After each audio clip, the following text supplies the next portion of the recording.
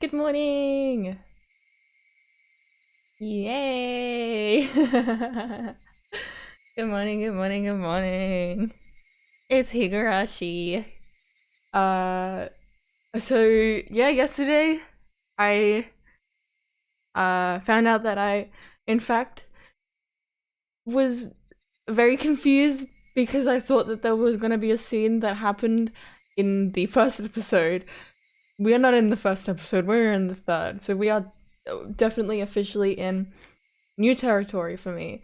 And as such, I've been taking notes. After the stream yesterday, I went back through the VOD and I took notes.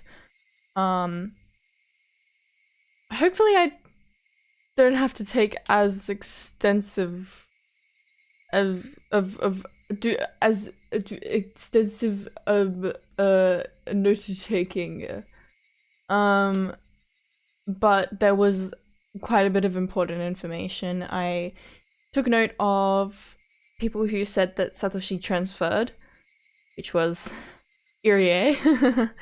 And Keiichi thought, like, he thinks that Rena said it too. And I also I copied down the preliminary autopsy because I feel like that's some important information there. So yeah, so the deceased is Rina Mamiya, actual name Ritsuko. I don't know. Okay, yeah.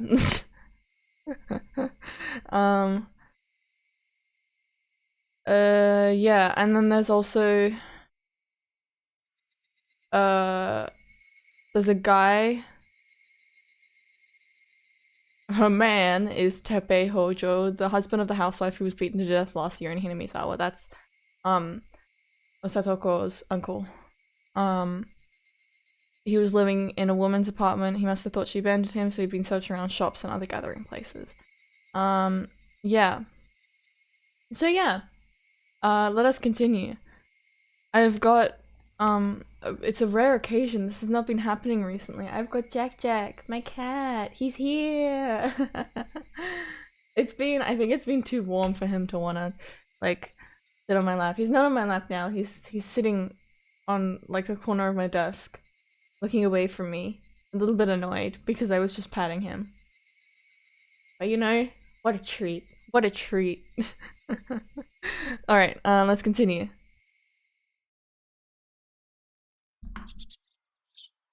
Morning, Keiichi. My, what time did you go to sleep? I did not sleep well last night at all. My mother could tell from a single glance. I had the worst dreams.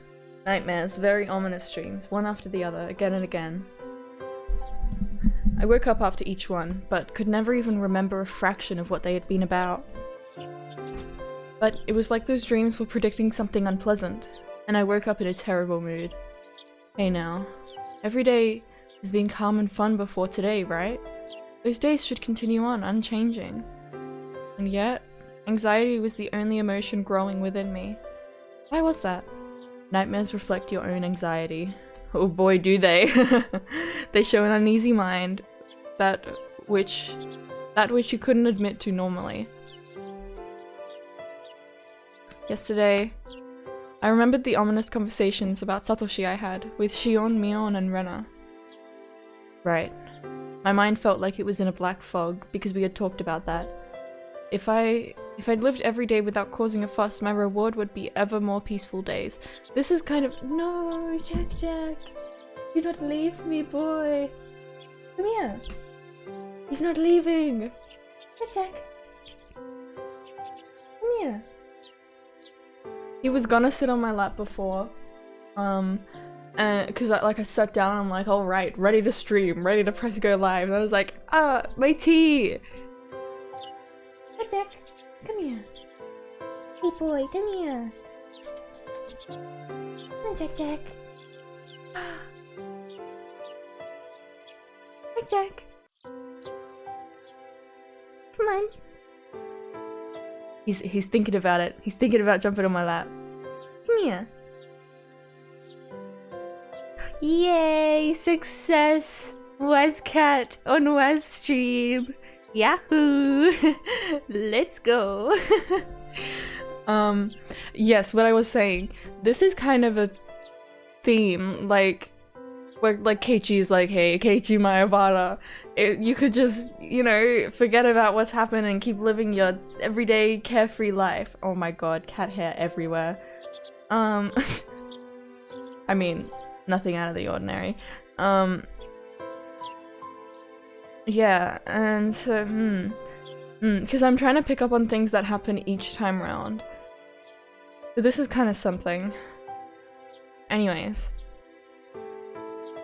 I understood that, so why did I cause such discord? Discord! I'm howling at the moon. I sleep in the middle of a summer afternoon. But now that I thought about it calmly, a simple verbal slip on my part couldn't possibly change the world. Couldn't possibly, right? Yeah. As long as I'm sorry for doing it, and never talk about it again, there's nothing that anyone can blame me for, right? Besides, how would my fate possibly change just because I talked about that? Like, because he starts asking questions? Does that kind of get the ball rolling? Nothing was going to change. Yeah. Nothing would change. Nothing would change. Nothing would change. That's a creepy smile. If you're still half asleep, then go wash your face. I'd finally cheered up enough to smile, and Mum slapped me right back down. Now I was irritated again. No more Mr. Nice Keiichi. There wasn't much time left before I had to meet up with Rena. I frantically started to get ready to go to school. Have a good day. Watch out for cars. There's barely any cars to watch out for. In Hinamizawa anyway, unless it's like a van that is like purposefully trying to hit you and you have to throw yourself off the road into like mud and yeah.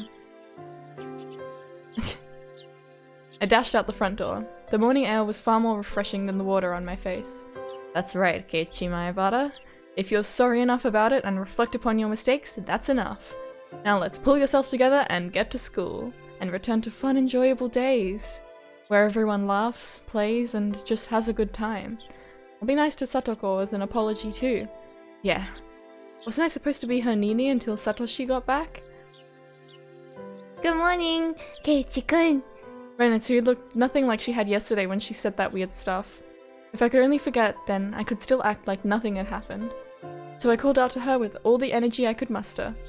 Hey! Morning, Rena. Early as usual today.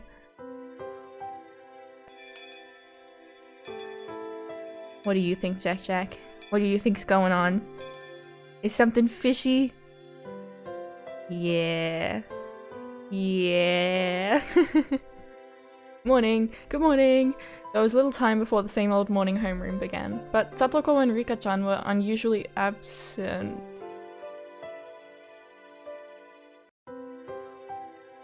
Oh no. Oh no, it's starting already? And the Watanagashi hasn't even happened? Dude. Dude, what a Nagashi, man.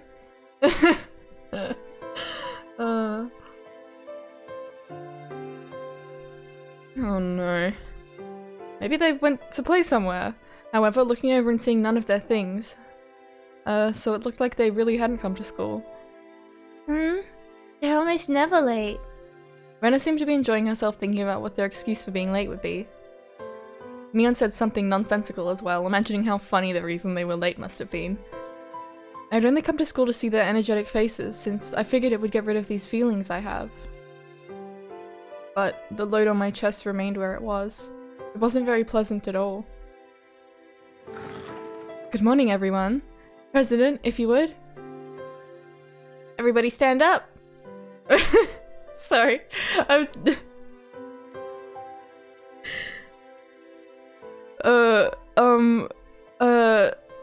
don't even remember what it's like from. All I know is that there's a drama clip where he's like talking about this song and it's like, everybody stand up, everybody put your hands up, everybody just stand up. Our teacher finally arrived. I'm sorry for referencing drama clips on my streams, it will happen again. Then finally I heard the pitter-patter of footsteps running down the hall. Clatter. Rika-chan was the first to run through the open door. Maybe they just happened to be late. And then Satoko didn't come.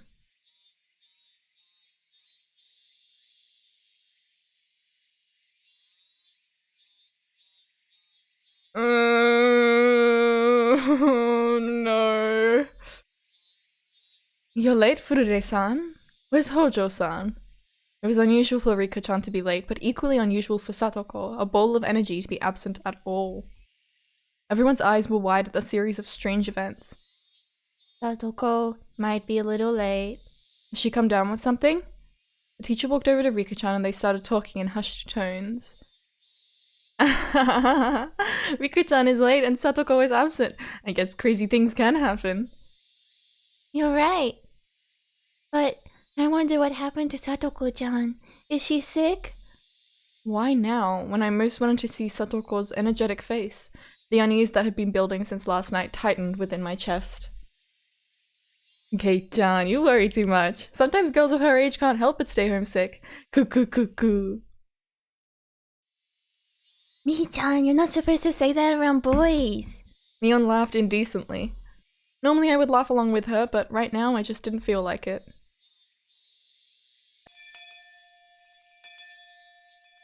Homeroom ended, and we went to talk to Rika-chan in the short time we had before first period started. Hey, Rika-chan, you looked so sad, so very sad when getting yelled at for being late. I'll make sure to pet you today. I was very aware of my gloom this morning, so I strove to keep my tone cheerful. I petted Rika-chan's head the same way she always did, but she didn't cheer up at all. Oh. Meep. What happened to Satoko? Did she get sick? For instance, she got a fever from playing around too much yesterday. If that had been her response, I would have accepted it in a flash. But the atmosphere around Rika-chan felt somehow heavy. Where are you going, Jack? Nope, you're not going anywhere? You're just looking under the desk? It was a little weird and actually made my unease worse. Hey, come on. There's certain things you can't talk to boys about. Kate-chan, back to your seat. Mion, acting just like a club president, pulled me back to my chair. Mion! Rika-chan's gaze immediately fell back to her desk and she hung her head gloomily. This is really unusual. Rika-chan had said something odd, that Satoko might be a little late. They were living together, weren't they? Then she would have known for sure. She wouldn't have said might. I didn't understand why she was absent, and that made me all the more anxious. Damn it, what's going on today? It's like we started off on the wrong foot and it wasn't gonna get any better. What's the matter, Keiichi-kun? You seem pretty down this morning. Rena noticed how I looked and whispered to me while the teacher wasn't looking. Do I really seem that way? Yeah, even Rena is starting to feel down just looking at you. Thought of jokingly saying then don't look at me, but I didn't even feel like doing that. Is there something you can tell Rena? I don't know what you're worried about, but if I can help, then you can tell me, okay? I won't tease you. Rena said this, looking me straight in the eye. Until yesterday, nothing strange had happened and it was a lot of fun. Huh? Rena's eyes widened for a moment, not understanding what I meant, but she remained silent and listened. It was peaceful and fun. Every day was lively. I never had any doubt things would stay that way forever. Yeah, you're right. Every day is fun. I'm sure today will be too. You're sure? How do you know? Well... Rena, feeling perplexed, couldn't think of something to say. I didn't blame her. What I was trying to say seemed a little confusing, even to me. When I think about it, I've been anxious lately. Like, maybe since every day is fun, one day, all of a sudden, it would get really dark, like a light bulb turned off. I can relate to that. Whenever things are going really well for me, I mean, I'm I'm usually my own worst enemy. I'm like, I start worrying like, oh my god, things are gonna go bad, and then because I'm worrying so much about things going bad, they do go bad. I mean, among other things, like, it is also, like, it's not just that, like, I can't blame myself for worrying, like, that being the root cause of everything, but, you know, it definitely does not help. Yeah, I relate to that. There's a line, in, Persona 5 Strikers. I'm sorry, this is so out of the blue. Basically, Futaba from Persona 5 is a character that means a lot to me because she helped me realize that I'm autistic and get the ball rolling on my diagnosis. And there's a lot of lines that she says that really resonate with me, but one of them, I don't remember exactly, but it's in Persona 5 Strikers, and she's saying something about how everything is just so much fun, and that makes her really scared because, like how long can things carry on like this for? Something like that. And yeah, and it's like, she's just like, be for real.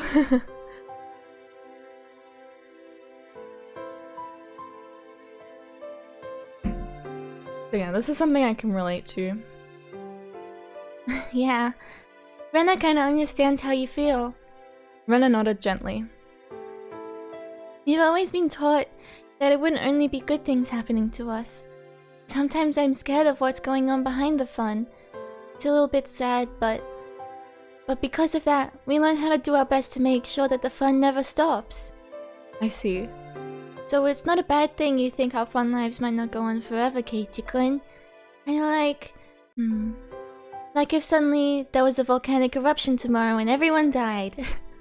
Hey, wait, that's terrible. If you were the only one who survived the catastrophe, Keiichi-kun, how would you feel? How would I... Imagine myself being that sole survivor in the ruins of Hinamizawa. Rubble and the bodies of friends lying in heaps at my feet. It was such an abhorrent sight. Was it sadder that all my friends had died? Or was it sadder that I couldn't have died with them? I didn't know which, but I'd probably cry a lot. It'd probably break my heart. First, I think I'd cry. And then maybe you would think this. If this was my destiny, then I should have made sure every day before this was as fun as possible, so I had no regrets. I didn't want to consider such a horrible event to be my destiny, but I probably would think that. The fun times will end one day, and nobody knows when they will. It makes sense to live each day to the fullest so that if it does happen tomorrow, you don't regret anything. But also with that, Rena, I think it's important not to put pressure on yourself. Oh my god, I just like choked on air. It's important not to put pressure on yourself to live every day to the fullest, because that's gonna just weigh you down. If you're someone like me, I don't know. Sometimes days are not lived to the fullest. Sometimes days suck. But that's okay. You just gotta be kind to yourself. Yeah. It's really hard to think like that. A lot of people take their everyday happiness for granted. They think tomorrow will be the same as today, so they leave things they could do today for tomorrow. They leave the kindness they could have shown today until tomorrow. Rena was usually cheerful and silly, but right now she wasn't like that at all. She was taking my troubles seriously. Rena, I love you! She's so good! Dude. Ugh. Sorry, Jack Jack, I love you too. Jack Jack is also orange. Not as orange, he's like a sandy orange, but he's also orange, so... I have room in my heart for many orange-haired creatures.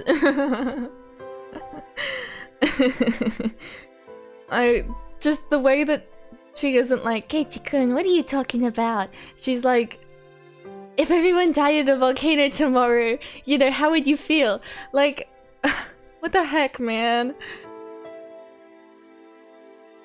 She's taking my troubles seriously. It was a little reassuring. But Keiichi-kun, you realized it. I think that's a wonderful thing. So that unease you have, I think you should keep it close to your heart. Keep my unease close? Yes. Everyone might die tomorrow in a big catastrophe. So you should be really nice to everyone today. So when the end really does come, you don't regret it. Do you do that, Rena? Live like you would have no regrets if everyone died tomorrow? Yep. Oh, that's so heavy. Oh.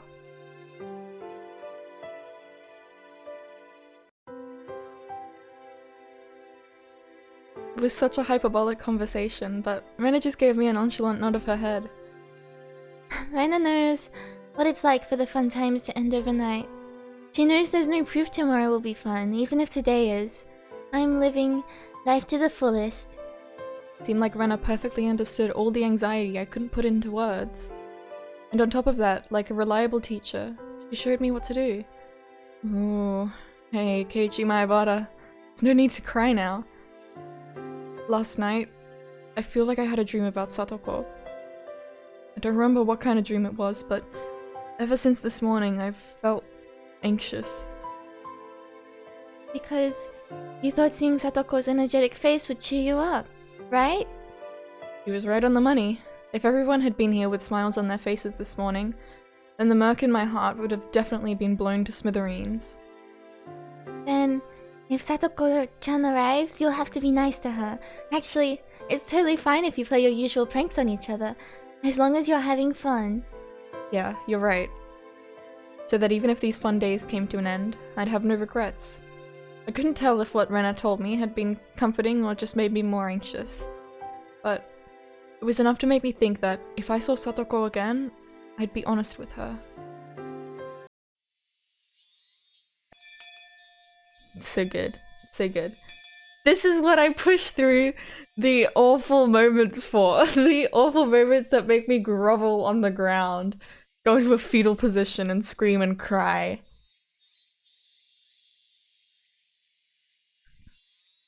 Lunchtime arrived, with everyone pushing their desks together like always.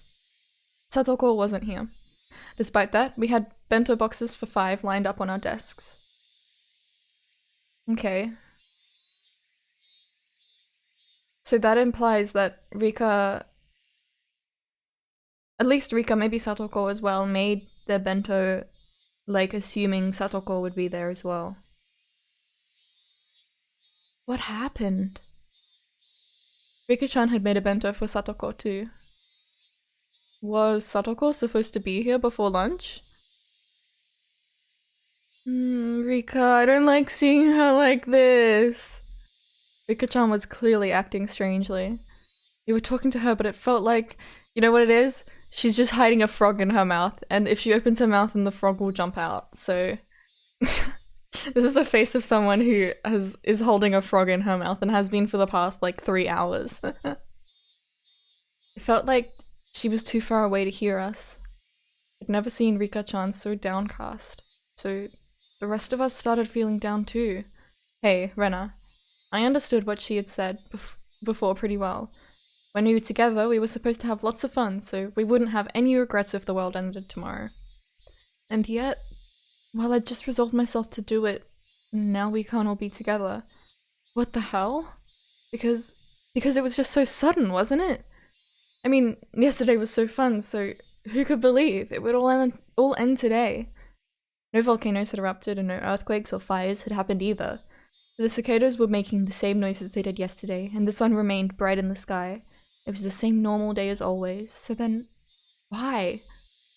As I pondered, Rena's chopsticks reached in front of my face and stole the fried chicken out of my bento.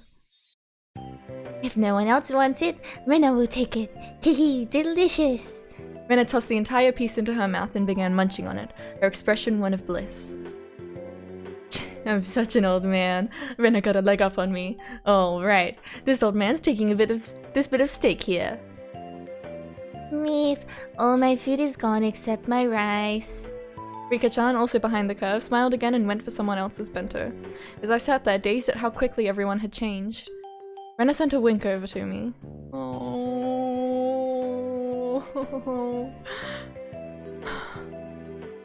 Come on, Keiichi-kun. Live life to the fullest. That way if a volcano erupts tomorrow, it'll be okay. This is serious. I'll be damned if dried plums and rice are the only things I have left for lunch. I'm taking that meatball! I stuffed the meat into my mouth and constructed a clumsy smile. I played along as if trying to fool myself, but as I did, it rapidly became less and less of an act. Satoko still wasn't here. but at some point we had regained our lively lunchtime. Where you going, Jack Jack? The boy is departing, perhaps. We had fun, we smiled, and we fooled around. Thanks, everyone. This was definitely the best thing to do. This way, when Satoko suddenly dropped by, we could welcome her with our best smiles. The more I smiled, the more I felt the anxiety from this morning clearing away. Wasn't there a proverb that went something like, "Fortune comes in by a merry gate"? I think so. If it's true, then this old man will roll around the floor laughing 24/7. Rena thinks it's true. If you laugh every day, it'll be fun every day. Fortune comes in by a merry gate?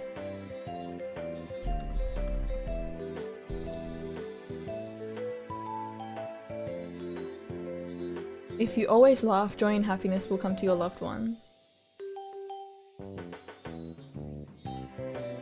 Good fortune will come to the homes of those who are merry. Okay.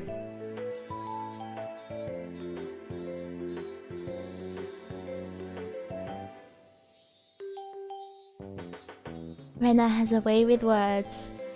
Then, should we try it out?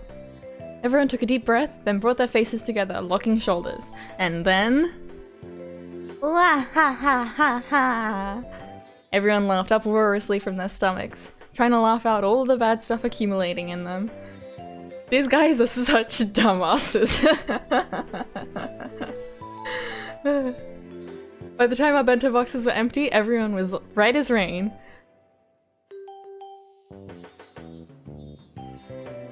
Dun, dun, dun, dun, dun, dun, dun, dun, dun. Yay! Everything's fine! Having heard our friendly banter, Tomita-kun and Okamura-kun walked up and timidly spoke to us. Excuse me, Mayabara-san. Sorry to interrupt your fun, but we need your help with something. They grinned dryly and scratched their heads. What could it be? Want to know how to remove the censor bars in porn magazines? By the way, don't believe what you hear about butter doing the trick. Total superstition. You can't use an eraser either.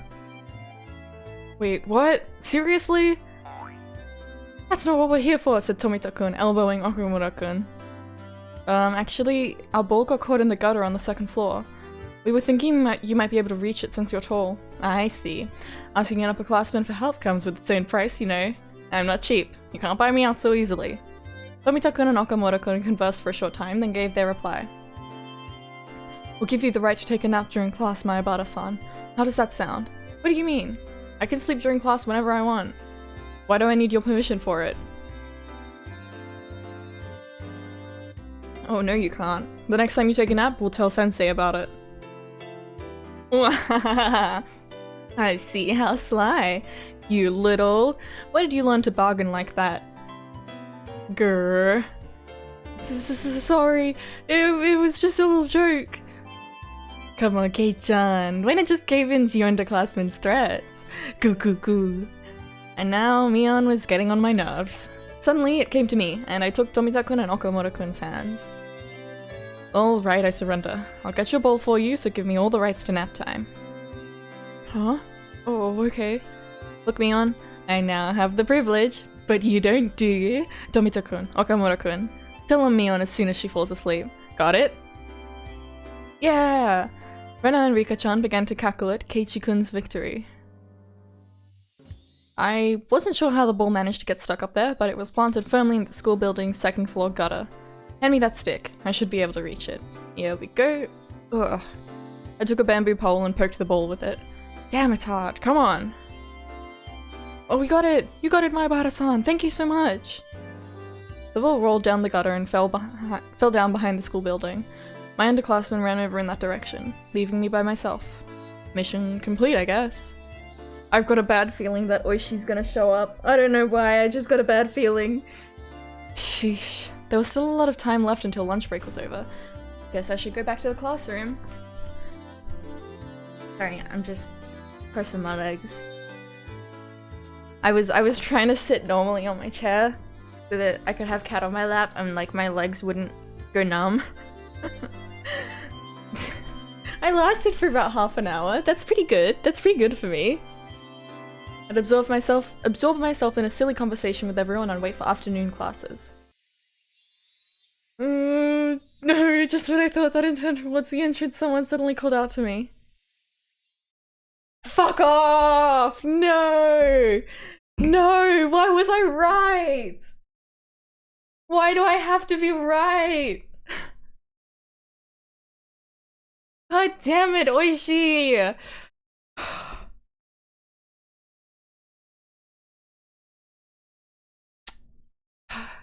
Sorry, I'm fine. Hello there, good day. Sorry for bothering you during your lunch break. It was a middle-aged man I didn't know. Or maybe I'd passed him a few times and I'd seen his face, but I didn't know him. When his half-smile deepened, something within me shuddered with fear. There was no basis for that, no reason. But I shuddered. I was somewhat confused about those emotions, not quite understanding them myself. There was one thing I could say though. Nobody but teachers and students should be at school. This person shouldn't have been here. I felt less of a tremble and more of a sense of dread, like a caterpillar, brilliantly coloured in garish bilious?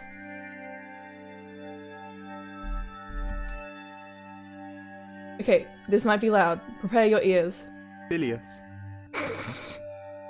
Bilious. Okay, prepare your ears. Bilious. Bilious. Oh, okay, Jack wants to go out. Okay, how about... Okay, we'll get to Oishi on the screen again and then we'll have a quick break. Bilious greens were crawling across my forehead, a feeling of disgust that neither itchy nor gross could describe. As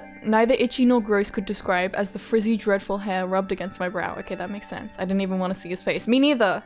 I wanted to jump backwards and run away. Me too! An unpleasant feeling for which I didn't even know the cause. The other side of myself has nothing but questions. Hey, what are you doing? What are you disgusted by? This is the first time you've met him. It's rude to hate someone for no reason. No answers were coming. I held my silence, waiting, a damp sweat running down my forehead. When he saw that...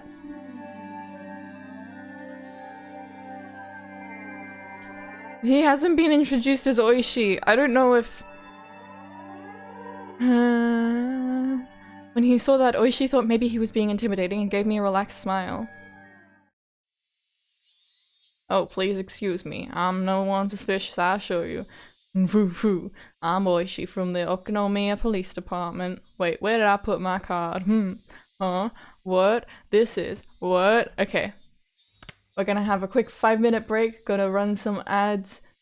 And I will return. Whoa, my voice! Okay. Alright, I will return. Bloing.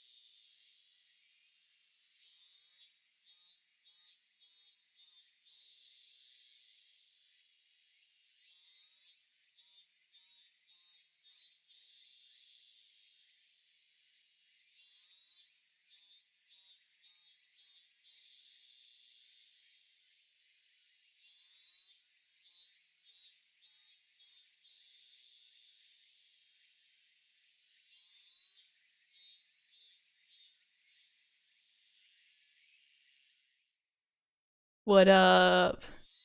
I'm back. Last night so for my birthday, which was the 30th of September, I got my ears pierced. Just regular lobe piercings. I had my ears pierced when I was probably about 10, but they got infected and I let them heal over. So this time round, I'm like, I'm gonna do everything to like, I want them to heal. I'm not gonna give up on them. And they've been doing pretty good recently. But last night I knocked one of them and it really hurt. And this morning I was looking in the mirror and it's like, there's like blood around it and I'm like, oh my god, have I just undone all my progress? I'm the kind of person, I have very sensitive skin, that kind of stuff, so yeah, that's cool.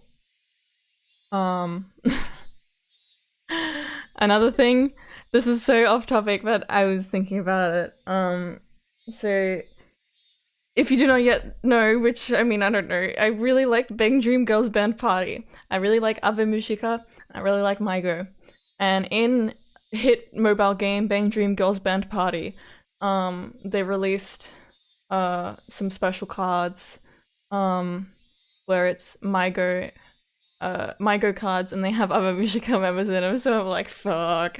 I've been saving for the past few months. It's a gacha game, of course. I'm free to play. I've been saving for the past few months for when other Mushika finally gets added. And I've probably, I mean, I had at least 100 pulls saved for them. And you know, that was going up every time I play. And last night I was like, ooh, the new cards are out, ooh. So I spent about half of my savings on them. I mean, I think it's worth it, right? Small price to pay. I got, in case you're curious, the chances of anyone knowing what the fuck I'm talking about are very slim, but I'm gonna do it. I'm gonna talk about it anyways. I got the Taki card, I got the Rana card, and I got the Tomori card. I actually got Taki twice, which that doesn't bring me any benefit. But I mean, the good thing is like I would be happy with any of them because I love all of the characters so much. It's hard for me to pick a favorite, you know? Alright. Anyways. Oishi, come here to ruin my day. I cannot live, laugh, love under these conditions. He fished through various pockets, then finally found his police ID and showed it to me, grinning dryly. He may have been trying to use those clumsy seeming actions to ease my anxiety, but I could definitely say it didn't work. Why was I this nervous? There was a reason, of course. If I wanted to be the same as before, then today didn't need someone who hadn't been here back then. The fact that a man who wasn't here yesterday showed up today meant that today would be a different day than those before it. Yeah. When does Oishi show up in all of them? Again, I'm trying to find things that link each episode to each other and things that could be like events that trigger other events.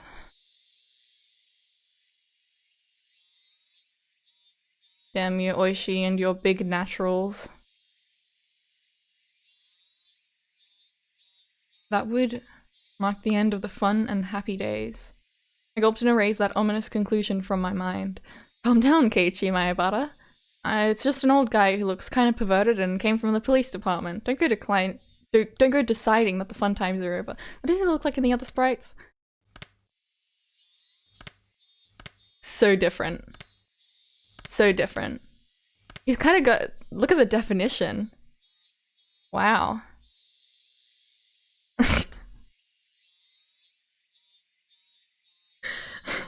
Why am I looking? Oh my god. Why? He just came here because of his job. Yeah, just for his job. If he's working, then he would normally go to the teacher's lounge, right? The fact that he spoke to me, yes, it must have been to ask where it was.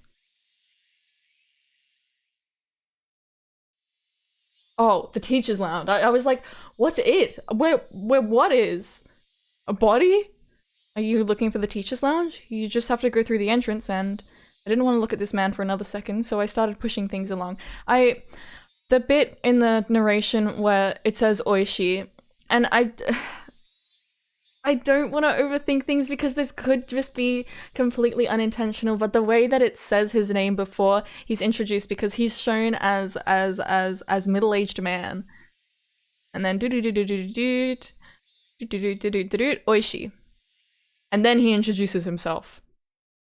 And I mean, like, of course we know it's Oishi, but does Keiichi? He shouldn't. I don't even know if it's Keiichi doing the narration. Sorry, Jack just nuzzled the mic if you heard that. Jack, come here, boy. Come here. Stinky boy. Stinky hairy man. Stinky hairy man. Didn't want to look at this man for another second, so I started pushing things along. Oishi, however, didn't seem to have any interest in the teacher's lounge. Dude, stranger danger. Oh no, I don't have anything to do there. Could I get you to call a friend of yours if I may be so bold? Satoko? I wonder if the cops have come to question Satoko, and that's why she's late. And maybe he's here to question Mion because she's Sonozaki. Ooh. Foo. A friend? Who? I don't like that face of yours. Okay, it's like completely fine in the other two, but this one is like, ha. A girl. Could you call Sadako Hojo-san for me? My consciousness grew faint. Like I was about to pass out. Okay, so they... Okay.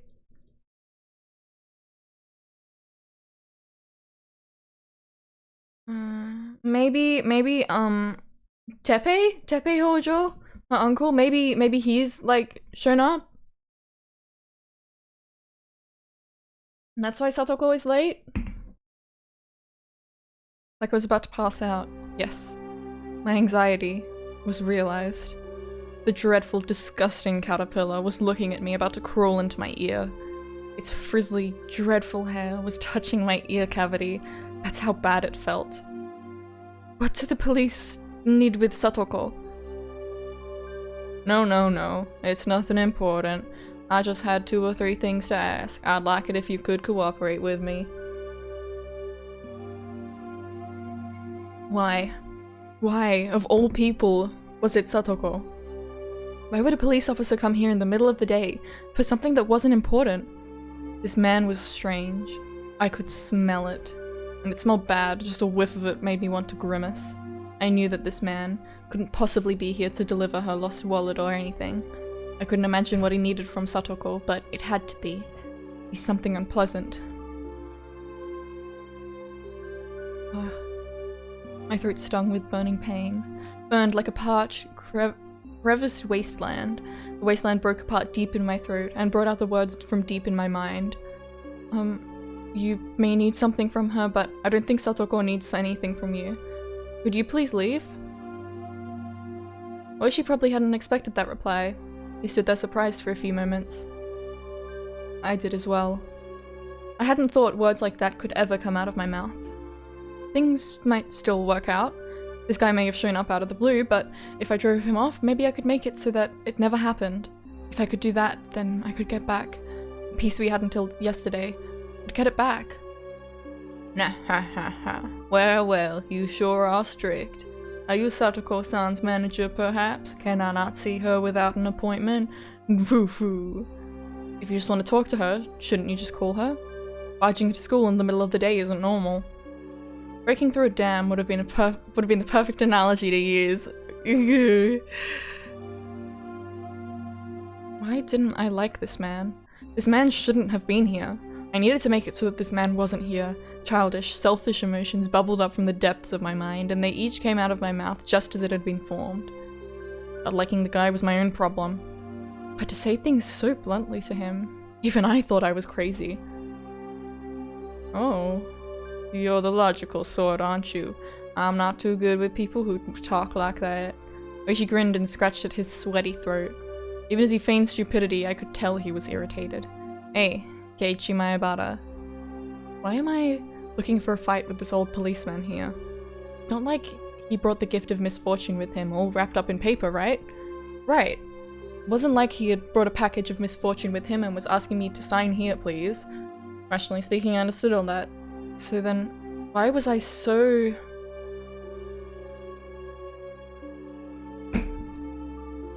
What time loop shenanigans are going on here? It might not be a time loop, but it also might be. Finally, I outlasted Oishi in our game of silence and he gave a big sigh. I mean, even if it isn't a time loop exactly, there's some reason we're being shown this story over and over.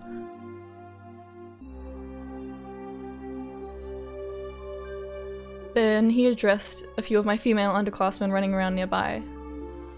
Oh, excuse me, all of you. Do you have a moment? I'd like you to call Satoko Hojo-san if you could. My underclassmen tried to smile in reply, but they noticed the oddly stiff air atmosphere around me and seemed hesitant to give a quick answer. Is she not here? Satoko Hojo-san? Hojo-san, she stayed home today.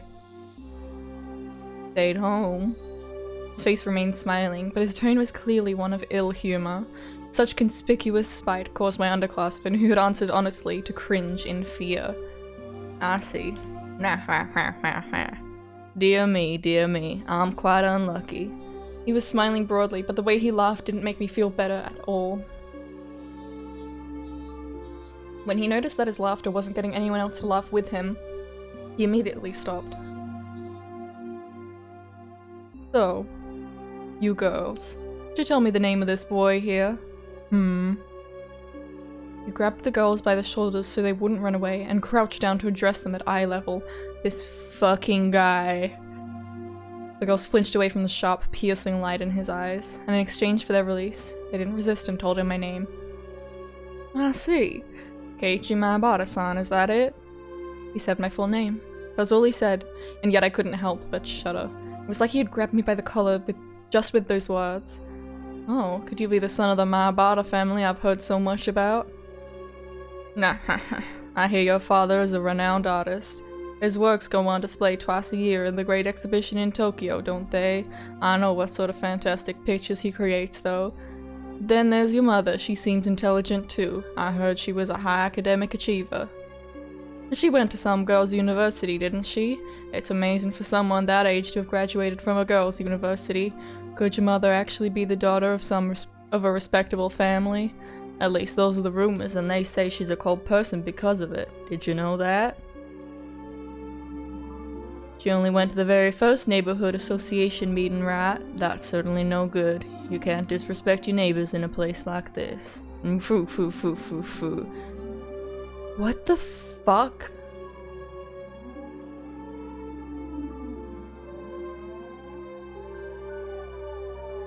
What is wrong with this guy?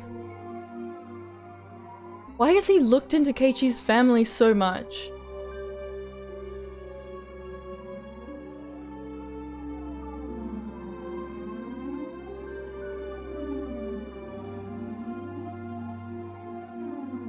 A sense of eeriness slithered up my spine. That was my first experience of true terror.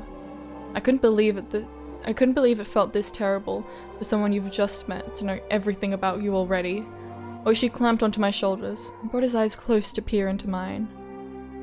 In a place like this, it would be far better not to make enemies, wouldn't it? If not... Ow. Oishi dug into my shoulders with inhuman strength. Ugh. Then if something unexpected were to happen, you might see some drawbacks. Have you ever heard of karma? It's like how a butterfly flapping its wings can cause a tornado.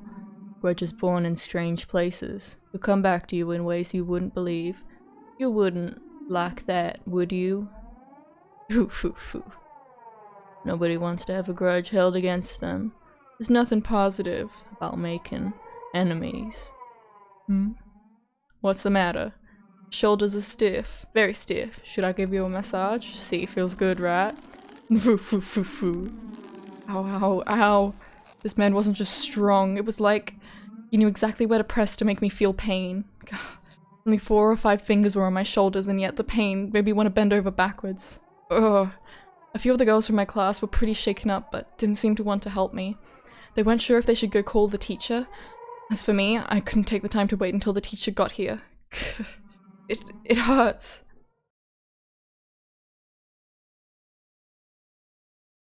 Would you mind leaving things at that? You're hurting him. Mind Oishi-san, someone, to my disbelief, it was Coach. Oh my. If it isn't Dr. Irie. There it is, Doctor. It certainly has been a while since we were last in touch. Foo foo foo. Discomforted by Coach's sudden appearance, Oishi laughed scornfully. The vice on my shoulders, however, remained as strong as ever. Never mind the greetings. Please, just let go of my Abara-kun. Oishi smiled daringly and glared straight at Coach. He didn't release me in the meantime, of course. I was just thinking of stopping by your place later, Doctor. You always seem so busy and we can never have a good chat. Yes, if you want, I'll chat with you all you like, but please be sure to have a warrant first. After all, otherwise, I can refuse to go voluntarily into questioning. Coach didn't display a shred of the weird behavior he'd shown at the baseball game and barbecue. He stared steadily at Oishi, and fought so that he would release me. His chances were terribly bad, of course. Compared to the relaxed Oishi, Coach seemed like he was being defeated mentally. It made sense. Coach had a somewhat narrow stature, but Oishi's body was packed with muscles. It wasn't even a contest. But Coach was fighting for me, without taking a step back. Beads of sweat formed on his face, and though he paled, he was fighting for my sake.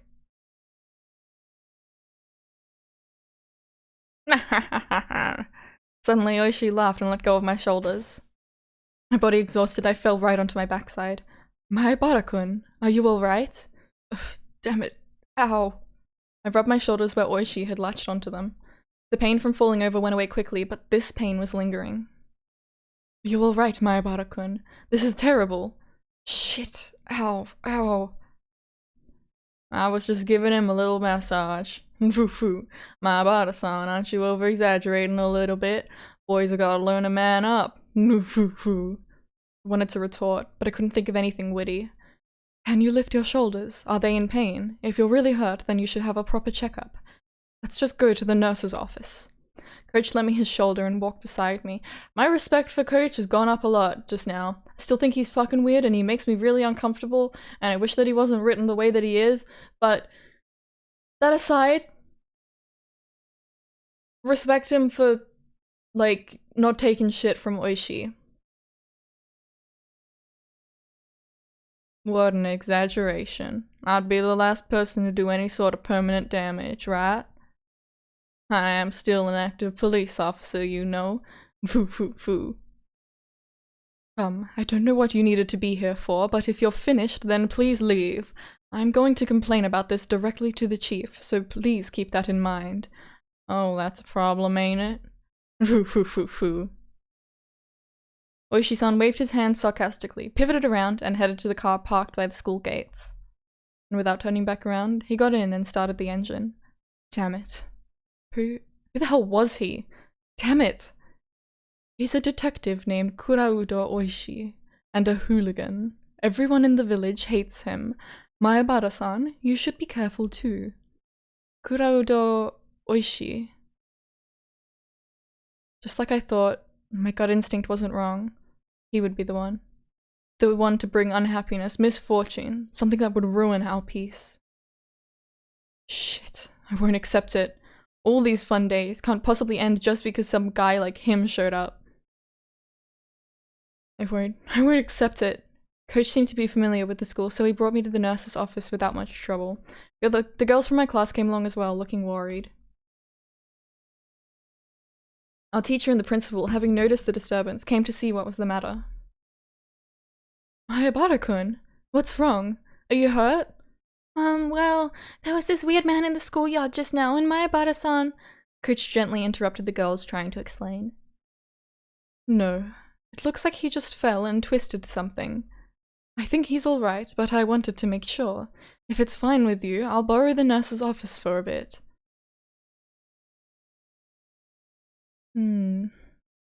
Maybe he's trying not to get more people involved than necessary? Like, he doesn't want this to cause a bunch of trouble, he just wants to deal with it himself?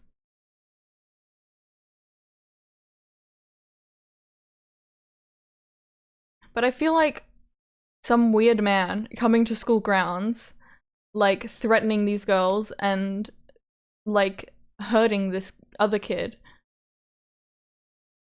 Like...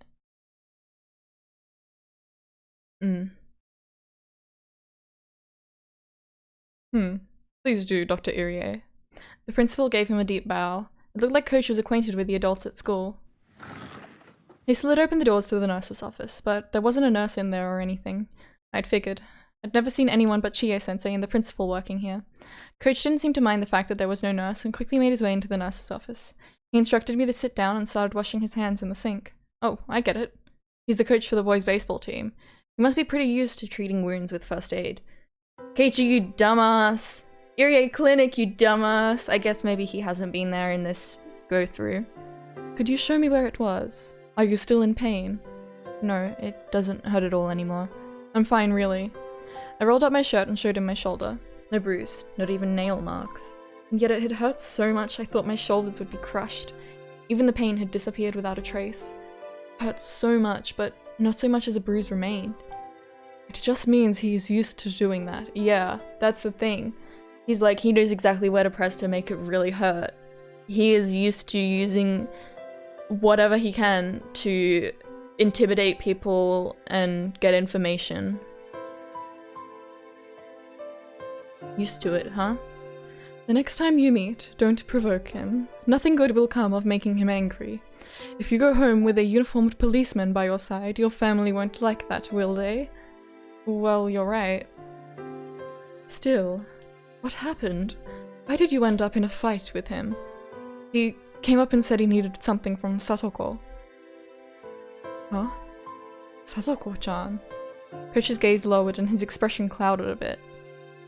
Somehow that gesture seemed to be saying Oishi was bound to come to Satoko and did, and that it was no laughing matter. Coach fell silent in thought.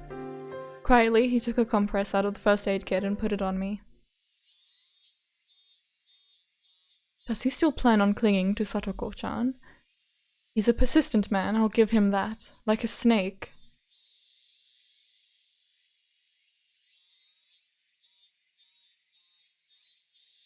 Coach mumbled to himself. Cling? Does that Oishi guy go to Satoko's place a lot? Coach didn't answer, but the lack of denial served well enough. What? What on earth did the policeman, probably a detective or something, need from Satoko? What mistake had led a detective to cling to the sweetly smiling Satoko? I mean, maybe it's... It could be like he suspects something going on. Like Mion said in the last episode, like, misfortune follows Satoko. Everyone who gets close to her, like, meets a tragic end, you know? Like, her family's all, like, you know, died or gone missing or whatever. And so maybe Oishi has realized that, and so he, like, wants to get information out of her. Or there's some other relation somehow. Or a bit of both. Mayabara-san. Oh, right. You just moved here, didn't you? Yes, I did, but... Have you heard anything about Oyashiro-sama's curse, and about Satoko-chan? Well, I knew a few things about it, certainly. Satoko's parents were damn proponents, and their accidental death was because of the curse. You mean that? Coach smiled thinly and dryly. So you know, he said, dropping his gaze. If I recalled correctly, there was an accident on a viewing platform at the public park she'd gone to with her family, and her parents died. And then, it was just big brother and little sister. And then she was with Rika-chan, and... When they lost their parents, Satoko-chan and her brother, Satoshi-kun, were given to their uncle and his wife to care for them. Oh, is that so? Their parents died in the accident, and Satoshi ran away, leaving only Satoko to start living with Rika-chan. I'd known that much, but this was the first time I heard they'd been brought to their uncle and aunt. Their uncle was Satoko-chan's father's younger brother. Unfortunately, neither of the couple were deserving of respect. Coach normally picked his words politely, so when he came out and said they didn't deserve respect, it really made me wonder what kind of people they were. As soon as Satoko-chan's parents came out in support of the dam, their uncle and aunt took on a lot of the shame in the village as well. They would never have welcomed in Satoko-chan and Satoshi-kun. I've heard that for the siblings, it was a very rough life. Bit by bit, Coach told me about the numerous agonies the Hojo siblings had suffered at their uncle's house. As their guardians, their aunt and uncle sucked up everything belonging to their immediate family. Satoko and Satoshi were crammed into a small room, and their lives were laden with things that were miserable for both their bodies and minds. In the first place, since apparently their aunt and uncle weren't on good terms, there was no end to their fighting. And as if in revenge for that, whenever they saw Satoko or Satoshi's face, they would always find fault with them, scold them, yell at them, strike them, and take away meals as punishment. Holy shit. I still shudder to think about it. You've never known any Satoko but the energetic and healthy one now, though you probably couldn't imagine her face being so deathly pale, a girl always standing dazed in the shade of trees.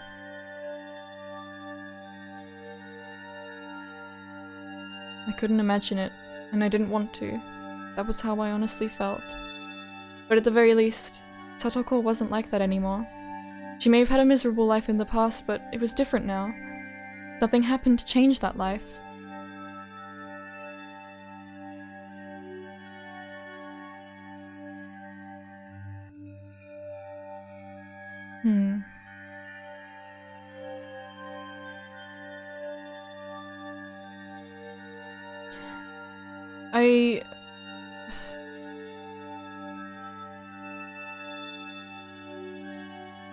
With her parents dying and her aunt dying and her uncle, I guess, going missing or running away, I guess. It's like someone was looking out for Satoko.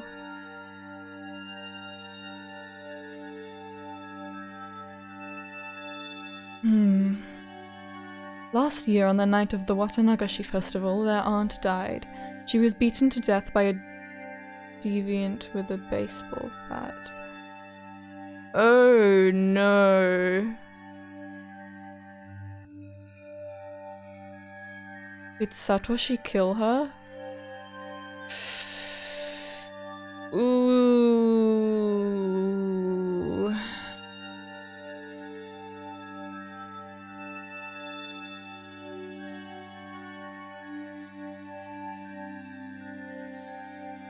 Oh no, because he went missing then as well, didn't he?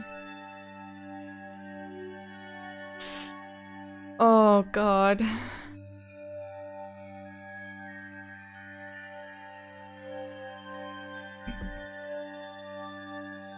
Rumors spread of the curse having killed an enemy of the village on the night of the festival. This death wasn't a simple homicide either. They whispered that it was actually Oyashiro-sama's curse. A few days later, the deviant arrested for drug use confessed to further offenses and the incident was resolved. However, though it was resolved, no one knew whether the part about it being Oyashiro-sama's curse was true or not.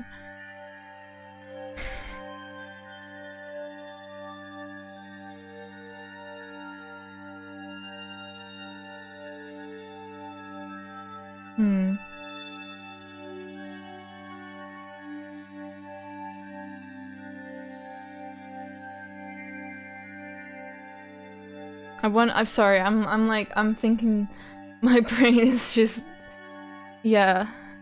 I wonder if it actually was this guy, but if it wasn't this guy and it was Satoshi, why would this person confess?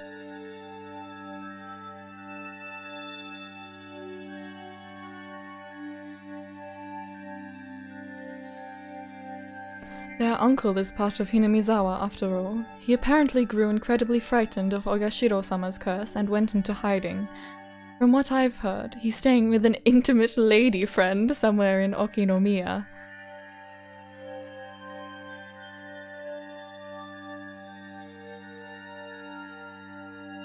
And, like, to get revenge on him, they killed his intimate lady friend?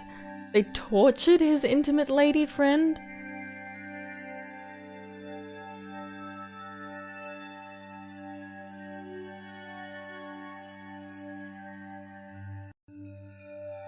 See, there's also because when Satoko and Satoshi's parents died, they would, I assume, they witnessed it happen. They fell from like an observation deck or something in a park. And I think it was the dad's body was found, the mum's body wasn't discovered.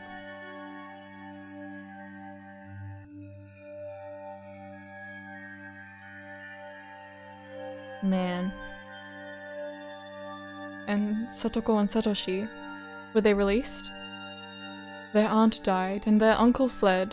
There was nobody left to torment the siblings then, but as if picking up their torch, that man started showing up with alarming tenacity. That man? Oishi? Then Coach lowered his voice just a bit, as if being aware of his surroundings. I mean Oishi. Oishi. The guy from before. The events that just occurred came back to me. The hard-to-describe ominous sensation I'd felt from him came back to me. He's a little strange. The chain of incidents surrounding Oyashiro-sama's curse have all been solved, and yet he alone doesn't want to accept that. Accept it? The incidents were all solved, and a detective supposedly with the police department didn't accept that? People say that something bad will surely happen to those he gets close to. In Hinamizawa, they think Oishi is Oyashiro-sama's. Kei-chan!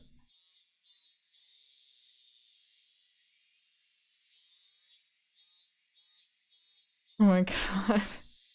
There's so much being revealed.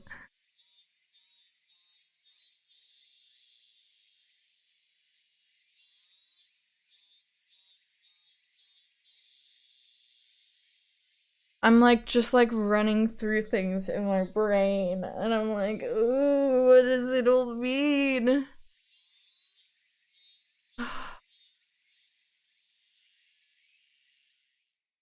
Like I don't even know where to start, but I don't have like I I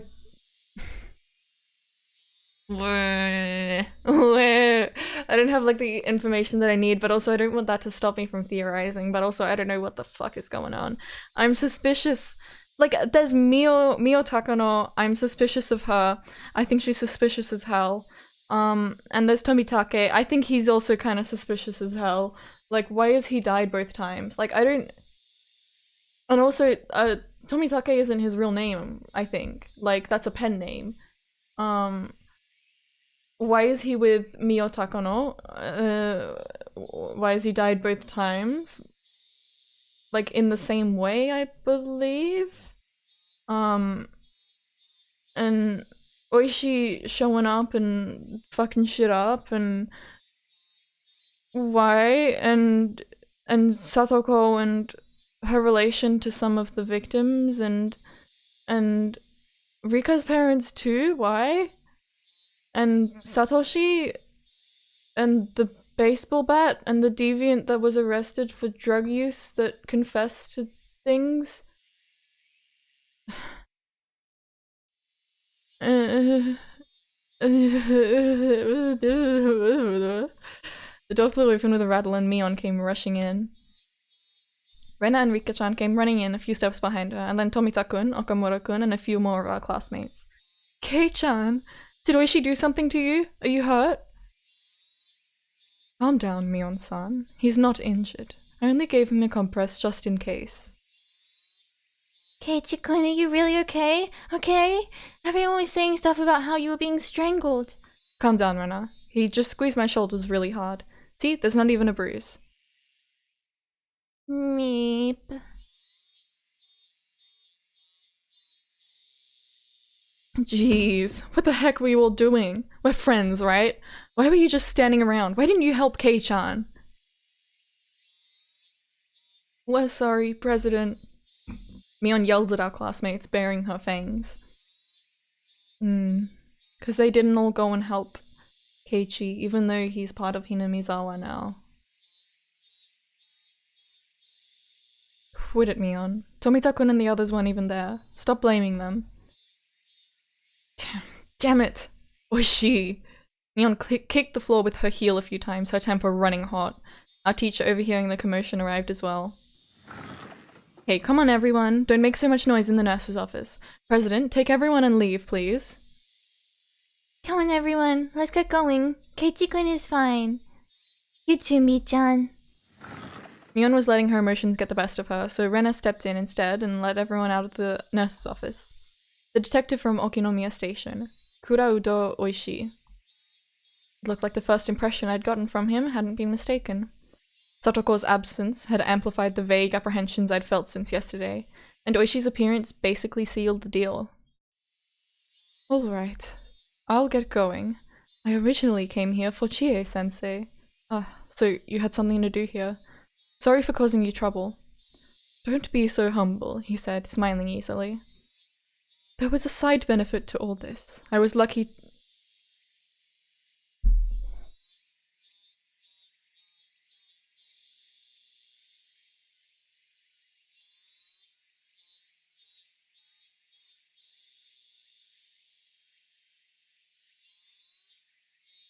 It was like, oh, Yurie is gonna, help Keiichi, and in the back of my mind, I'm like, boy, I hope he doesn't say something perverted about, touching Keiichi.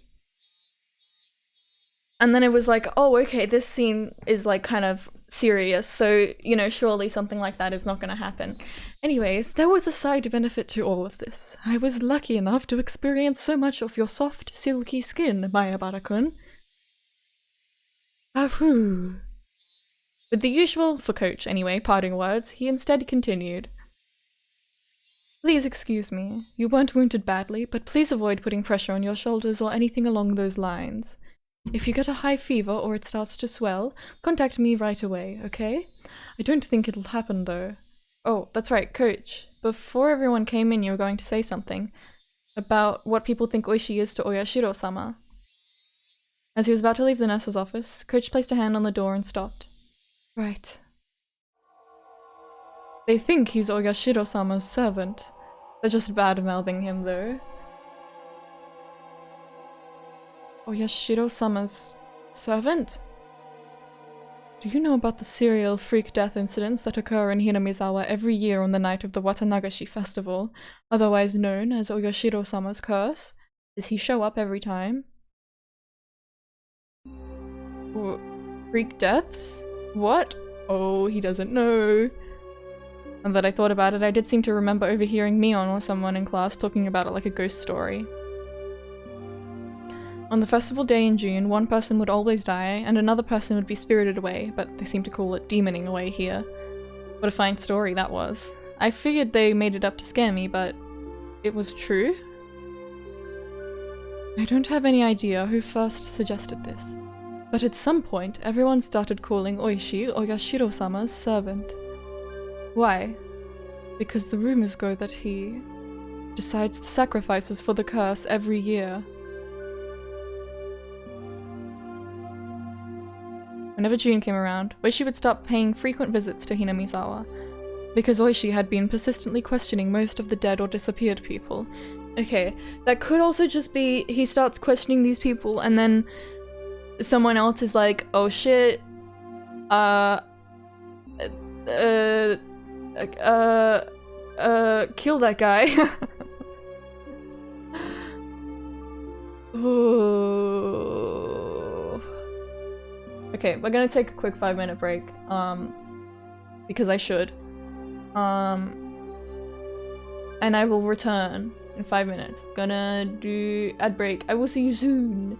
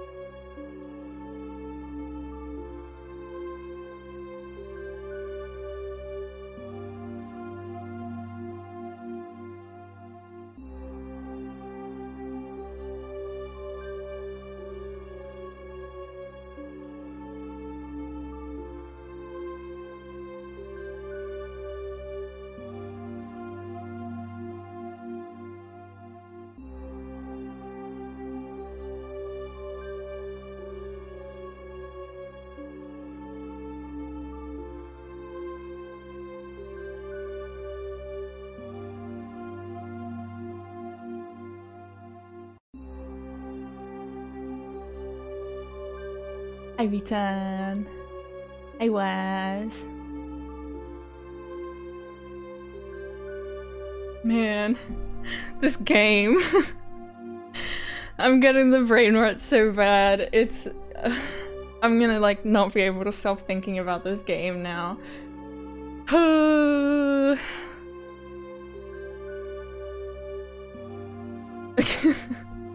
Alright, let's continue. If I start thinking about things, I just kind of get stun-locked. Because Oishi had been persistently questioning most of the dead or disappeared people. 4 years ago, it was known that the victim of the dismemberment, rumored to be the sacrifice, had been seeing Oishi numerous times leading up to the incident. Okay, hold on. I do want to check my notes quickly. Because I think it was the last episode, Oishi interacted with,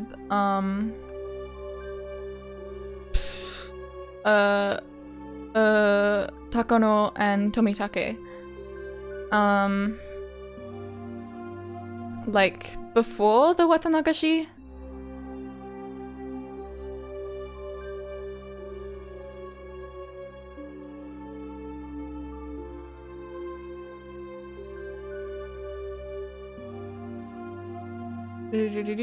So I'm looking at my notes.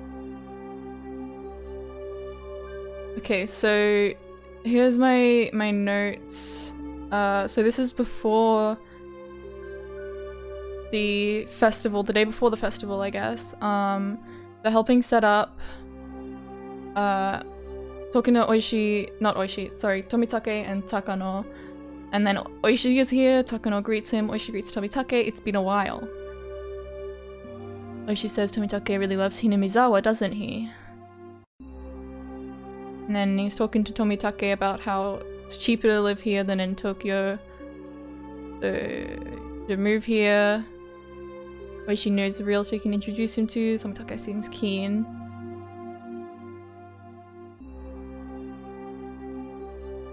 So that's the extent of the interaction there, but it's kind of like at least Tomitake and Oishi know each other, and Takano probably does as well because I mean I didn't write down exactly how Takano like greeted him, but she greeted him.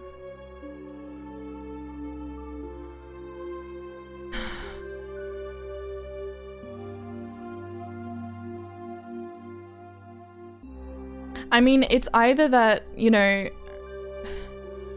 it could be a few things. Oishi is a really good detective and he's just super, like, on the ball when it comes to knowing, like, when someone's at risk, you know?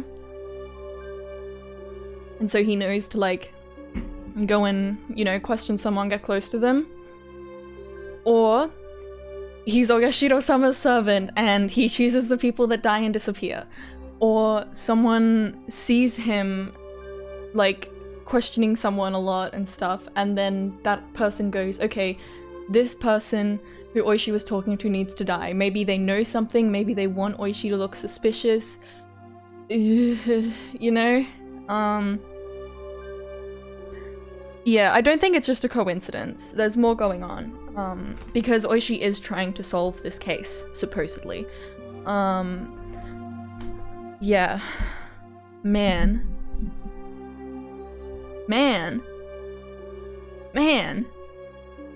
The sacrifices 3 years ago were Satoko's parents.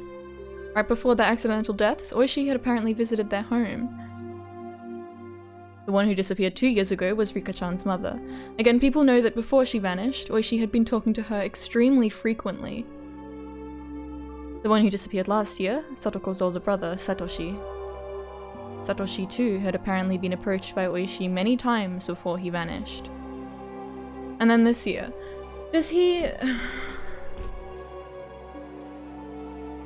like... Okay, hold on. I need my thinking zone.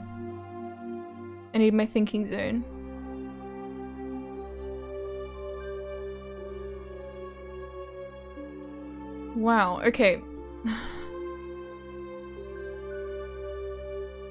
It's like... yeah. It's really linked to Satoko.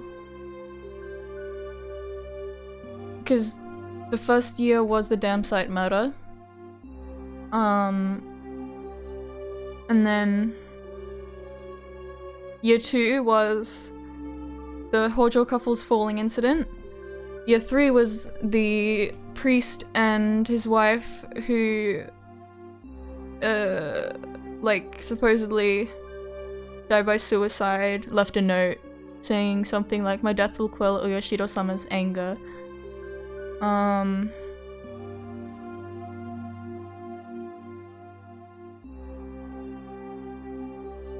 Year 4 was the housewife.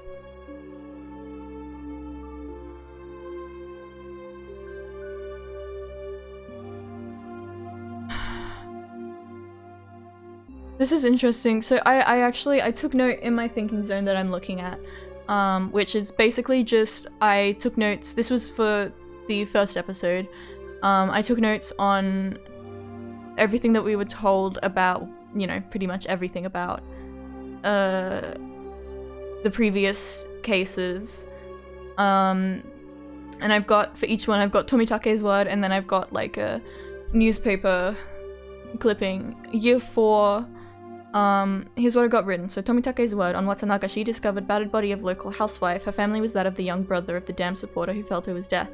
The younger brother is still alive but moved to a neighboring town. She didn't attend the Watanagashi.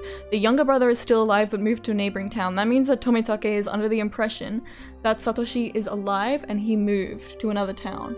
Not that he went missing. This is... I mean, it's not the exact same wording. I mean, maybe it is, I don't know if I wrote this exactly. But this is like... basically like he transferred. And also this wasn't reported in the newspaper.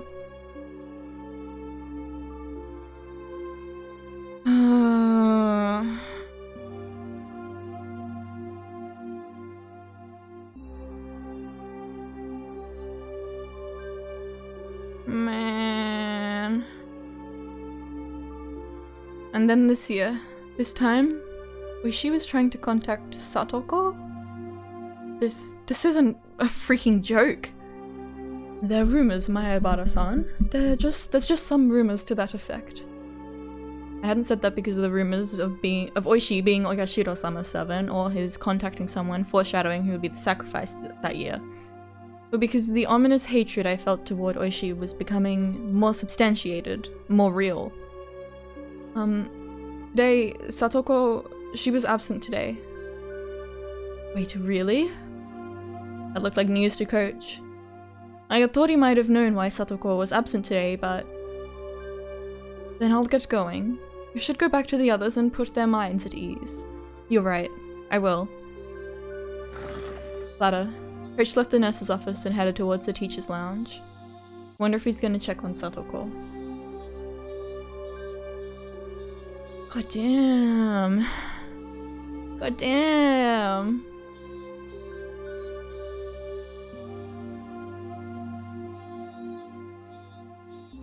Oh wow, we're at the end of this chapter.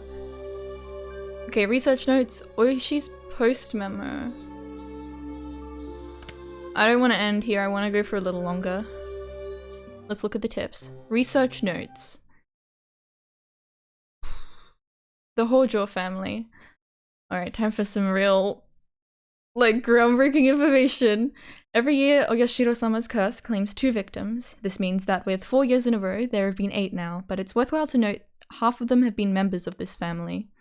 Note, the curse on the second year, a certain falling incident, involved the death of Hojo, a dam proponent, and the disappearance of his wife. She was pronounced dead the following year after being considered to have vanished under perilous circumstances. The curse on the 4th year involved the death of the Hojo siblings' aunt, who was then their foster mother, and the disappearance of the elder brother. The Hojo family is a poor one, and it's hard to say Mr. Hojo's job went very well. Apparently, under re-employment via family connections, there was a plan for them to return to the home of the mother's side of the family. For Mr. Hojo, the eviction due to the Hinamizawa Dam project and the payment of a large amount of compensation money was essentially a windfall. Mr. Hojo actively embraced the Ministry of Construction's negotiations from an early stage and was selected as representative of the dam proponents. It was rumoured he had been bought out by the Ministry of Construction for doing so, but the truth is unknown. However, the dam's proponents were in the vastly outnumbered minority. In addition, as the Sonozaki family strengthened its own foundation and promised support against the dam, all of the proponents saved for Mr. Hojo switched over to the anti-dam side. At this point, Hinamizawa was completely united against the dam, and Mr. Hojo was held up to ridicule as a stooge of the dam project's proponents. He was, essentially, used as a scapegoat for the anti-dam coalition. In the end, the dam project collapsed with Oyashiro-sama's curse and the dismemberment incident. However, punishment towards the bitter enemies supporting the dam project continues to this day. There are not many left today who supported the dam project, nor who had a negative reputation at the time. If there were any candidates left for the curse, it's the husband of the housewife who was beaten to death last year, Teppei Hojo, and Mr. Hojo's daughter, Satoko Hojo. Strangely, these 2 are the only candidates left. Will this year's curse come down to the 2 of them? There is more than enough value in observing them both. I wonder who wrote that, if it's Takano or Oishi or someone else entirely. Oishi's post memo. To Oishi-san, there was a call for you from Section 4's Chief Shigeharu. Apparently the slaughtered corpse in the Ojikawa River is related to the S group as we thought. We're still verifying what happened behind the scenes, but apparently the deceased filled up dozens of self-created fictional bank accounts to their limits with money from the S group, reaching around 100 million yen. How much is... I mean, I guess the value of that would be different as well. Inflation, but,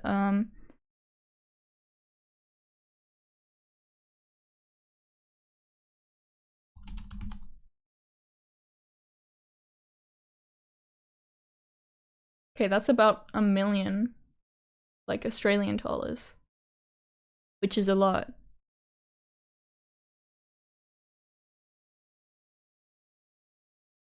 Damn. That's a lot of money.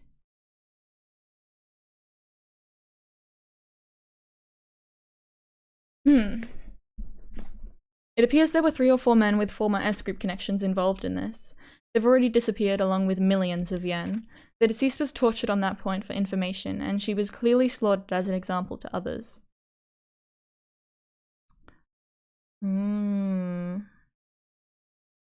Right.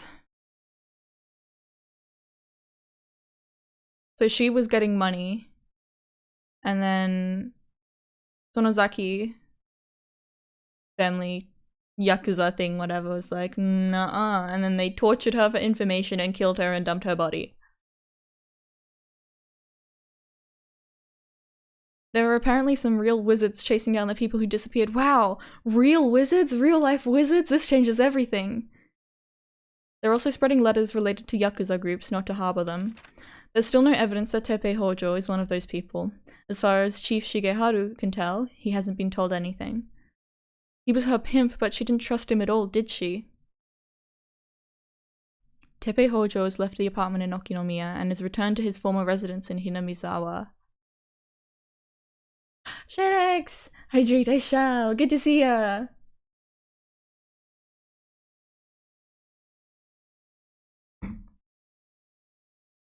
Hey! Hope you're doing well. I'm getting my brain melted by this game. So he's back in Hinamizawa. Doing alright? That's good. Oh my goodness. Goodness gracious. Okay, I wanna go a little longer today. This felt like a pretty short one. I wholeheartedly wanted to protect her. I wanted, more than anybody else, what was best for her. These emotions born from kindness eventually became murderous intent. My pure white intentions stained in red and black.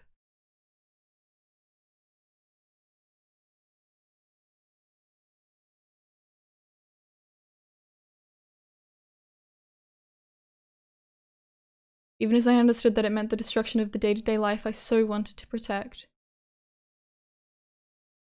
So like this kind of relates to Tatari Goroshi. Where did I go wrong? Looking for the answer, the tragedy spreads even wider. It kind of relates to Keiichi's circumstances, but I feel like it could relate to someone else, like Satoshi, for example. Is Hojo-san staying home today too? Furude-san, do you know anything? The teacher's voice wasn't critical, but Rika-chan hung her head, unable to answer, and I felt really bad for her. The teacher called Rika-chan up, and they had an exchange in hushed tones at the I've done this before, we've looked up this word before, yep, whatever that word is. At first Rika-chan said that Satoko's fever had grown worse, but everyone in class knew it was a lie. Because every day, Rika-chan brought Satoko's bento with her. Satoko-chan, I wonder what happened. Don't ask me. I'm the one who wants to know most of all. It was already the 3rd day since Satoko's first absence. So...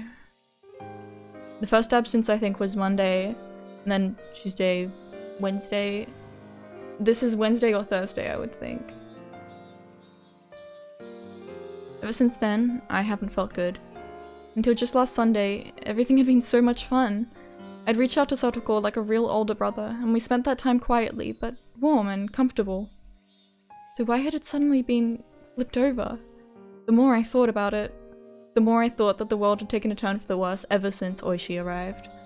Thinking on it now, maybe the strange apprehensions plaguing me the night before Oishi arrived had been a sign. Kuraudo Oishi, Oyashiro-sama's servant. Shit. That's impossible. They can't decide Satoko will be the curse victim this year just because he showed up. What sort of slip-up had I committed to cause those fun times to end so suddenly? Yes, it was the day before Oishi appeared. Shion, Mion, and Rena had spoken of the curse surrounding Satoshi and his disappearance, and it was so sinister it gave me a bad premonition. Such a small thing was the slip-up that invited Ogashiro-sama's servant? It was absurd.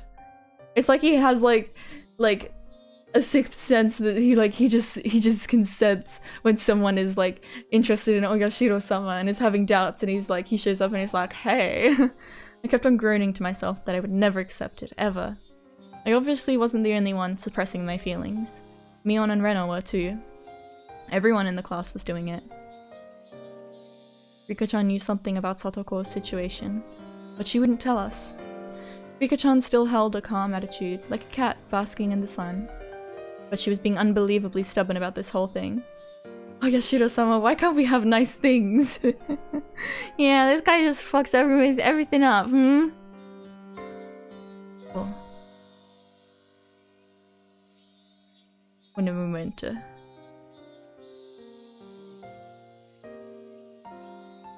Okay. Oh man. She didn't want to tell us, and that wouldn't change no matter how many times we asked her. Everyone understood that, so nobody questioned her. If Rika-chan won't talk, then we just have to wait. And she might not be talking because it's something not worth saying. There's no persuasive power in reassurance given with an anxious face like that. Neon was being taciturn and just looked up at the sky with a somehow annoyed expression. I couldn't tell if she was unhappy that Rika-chan wouldn't talk about it with her own friends, or if she was concerned over Satoko's well-being. And what about me? My anxiety was suffocating me, day after day. If someone else were looking at me, then maybe I'd look annoyed, like Mion did. Tap tap. Someone tapped my shoulder. It was Tomita-kun and Okamura-kun. Maebara-san, do you have a minute? Did your bowl get stuck again? You guys have to get it yourselves this time. Don't rely on the older kids for everything. I didn't feel like going along with them, so I was a little unsympathetic with my response.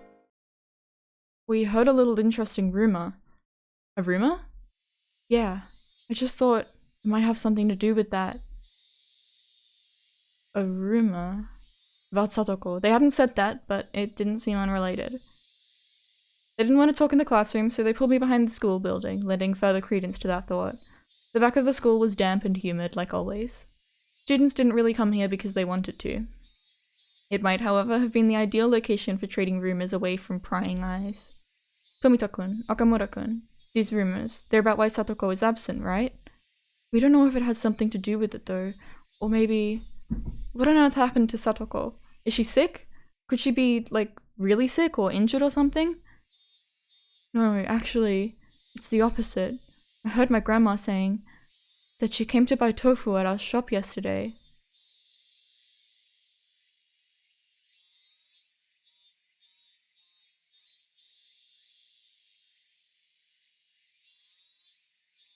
Oh, Tomito's family runs a tofu shop, added Okamura-kun. You went shopping to buy some tofu? My voice sounds so stupefied, even I can tell. It was understandable. I was worried about what grave illness or injury she had, when the person herself had been out and about, shopping for tofu. So, how was she? Did she look okay? Hold on, Jack wants to get out. I must obey the cat.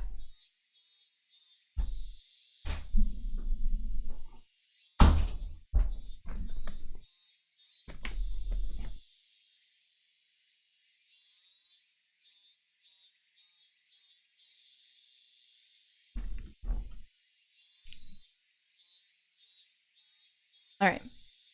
So how was she? Did she look okay? Was she wearing a mask, like she was getting better? Or was she using crutches, or did she have bandages on her?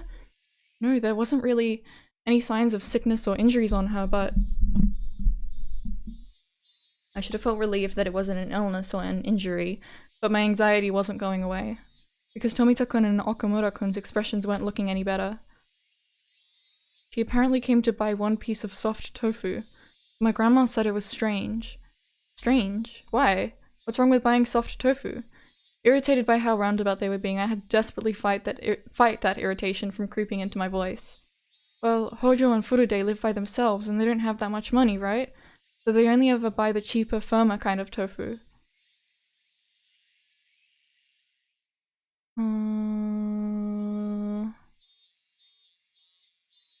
Pepe's money. Has he come back? And is like fucking shit up now? Aww. They've never bought the soft stuff. It's the most expensive thing there. Soft or hard, they're both tofu, right? Maybe she just wanted to eat some great tofu or something. Well, maybe, but I knew how transparent I sounded right then. This wasn't anything trivial, it was some kind of important clue. Not the cheap firm tofu, but the expensive soft kind. Shopping not in the evening after school, but in the middle of the day. I couldn't figure out what those things meant. As I thought hard about it, Okamura-kun took his turn to speak. Me next. This is just a rumor, but apparently he's back. He? Who? Who's back? Hojo's uncle. Satoko's uncle. Right, I think Coach told me about him. Their aunt and uncle had taken them in after Satoko and Satoshi lost their parents in the accident. Hojo's uncle. They say he skipped town last year, scared of Oyashiro-sama's curse. He's really scary and violent like a gang member.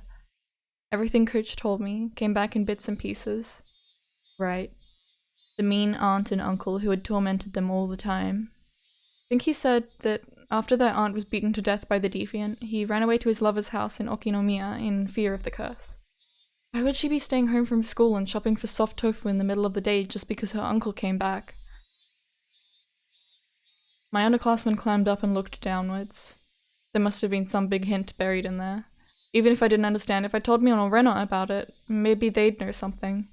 Oh, my bad, you two. You were nice enough to talk about it, and I started hammering you with questions. Oh, no, it's okay. Now we know that she hasn't been in bed this whole time, gravely ill. That's worth something, right? That might be true, but it still won't make the clouds over my mind fade away. Ah, my Obata-san over there! Okamura-kun cried wildly, pointing over my shoulders behind me.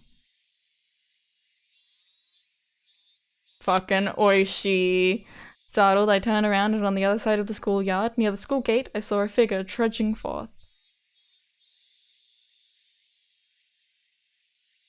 That's not oishi! Oh my god. I'm really worried. I'm really worried. It's Hojo! Burst into a run faster than I could speak, so that as quickly as possible I could see with my own eyes that she was okay. Satoko! Satoko seemed taken aback by me shouting and running over to her. Oh, my, what is it, Keiichi-san? You surprised me with all the yelling and running. Stupid enough about me already. 3 days. What happened, Satoko? I was so worried. Oh, what a worrywart. It was only 3 days. You're such a worrywart, Keiichi-san. From listening to her, she seemed like the normal Satoko, but I could tell she was clearly acting strangely. Her smile was somehow forlorn, and her complexion was bad for some reason. Hojo! Were you alright? Were you sick or something? Tomita-kun and Okamura-kun both expressed their concerns. Just what happened anyway? 3 days. Do you know how worried I was? Oh, I do so apologize. I was just giving the house a good cleaning. Trisket, what's up? Meow, meow, meow. Meow. Good to see ya. Hope you're well. We haven't used it for a rather long time, so everything was covered in dust. She's moved back to the place she used to live, I guess. Really? And did he make her clean it all up?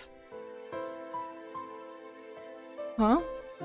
That's so cool. What are you talking about? Why would you have to stay home from school to clean the house? Yay! Satoko didn't answer me. Instead, she passed by me and headed for the entrance.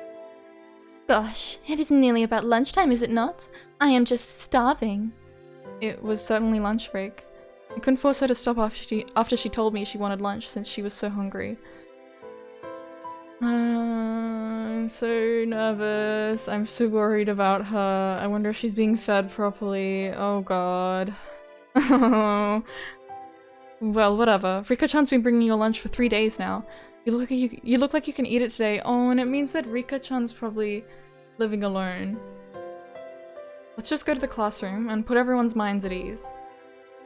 You're right. I suppose I may have caused everyone to worry. Oh, it sure is tough being popular. I put a hand on Satoko's shoulder and we ran to the classroom together. Up close, I was able to verify that Satoko looked somehow weak. All this anxiety was supposed to go away when I saw her again. That's what I had thought. Now, I actually started to have quite different fears. What the heck happened, Satoko? Everyone in the class, of course, reacted in the same exact way I had. We worried about you. I'm glad to see you well. What were you doing for 3 days? Our classmates showered her in questions. I truly do apologize for causing a fuss. Oh, ho, ho, ho. As she cackled, she chowed down on the bento Rika-chan had made for her. Those in the teacher's lounge must have been informed of Satoko's arrival because our teacher sprinted into the classroom, her breathing ragged. Hojo-san! Oh, Sensei, I'm sorry for worrying you these 3 days. Oh, ho, ho. As you can see, I am fit as a fiddle.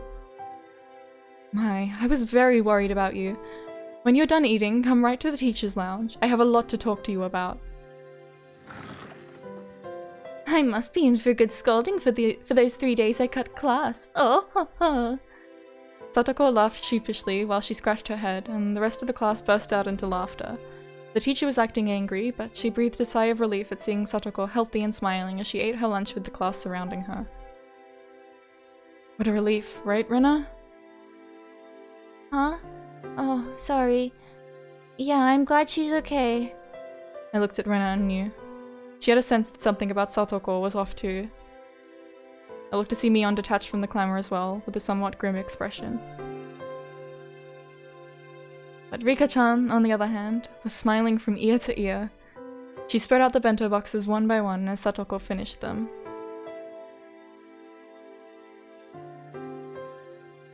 Finally, Satoko was satisfied, and after enjoying a thorough conversation with her classmates, remembered that she had been called to the teacher's lounge. It's such a pain, but I think she'll be angrier if I don't go. I'll go with you. Satoko rises from her seat, and Rika-chan runs over to her. I do apologize, Keiichi-san. I'll be right back after getting scolded. Right. I mean, I could go with you too. We're all comrades in getting scolded in the teacher's lounge, ever since the curry incident, right? That won't be necessary. Keiichi should mind the place while we're away. Rika-chan's words were gentle, but the firm rejection was clear in her eyes. The two of them exited into the hallway, walking shoulder to shoulder. After seeing them off, the class breathed a collective sigh of relief, broke apart, and went back to their usual lunch break banter. We, however, couldn't go back to how we usually were. Not I, not Mion, and of course, not Rena. They stared at the classroom exit. Satoko and Rika-chan had left through, their expressions a little distant and grim. We're all friends. Isn't that right? I blurted out something strange, so Mion and Rena turned around with dubious expressions. I won't keep anything from my friends. So I'll tell you what I just heard a little while ago. I told them the stories I heard from Tomita-kun and Okamura-kun earlier about the tofu shop and how Satoko's uncle had apparently come back. All at once, without letting them speak. I'm glad that Keiichi is actually sharing stuff with his friends, like he's trusting people. That's something that we haven't really had to this extent before. And that's all I know. So if either of you knows anything, please say so. I've said everything I can. I ended my sentence firmly and looked into Mion and Rena's eyes in turn. Rena stared right back at me. Her eyes didn't falter. Without even opening her mouth, I could tell she wasn't hiding anything. Then our gazes turned to Mion. It's not like I was trying to keep it a secret or anything. Mion couldn't seem to endure our silent stares and began to talk timidly as if she was guilty of something.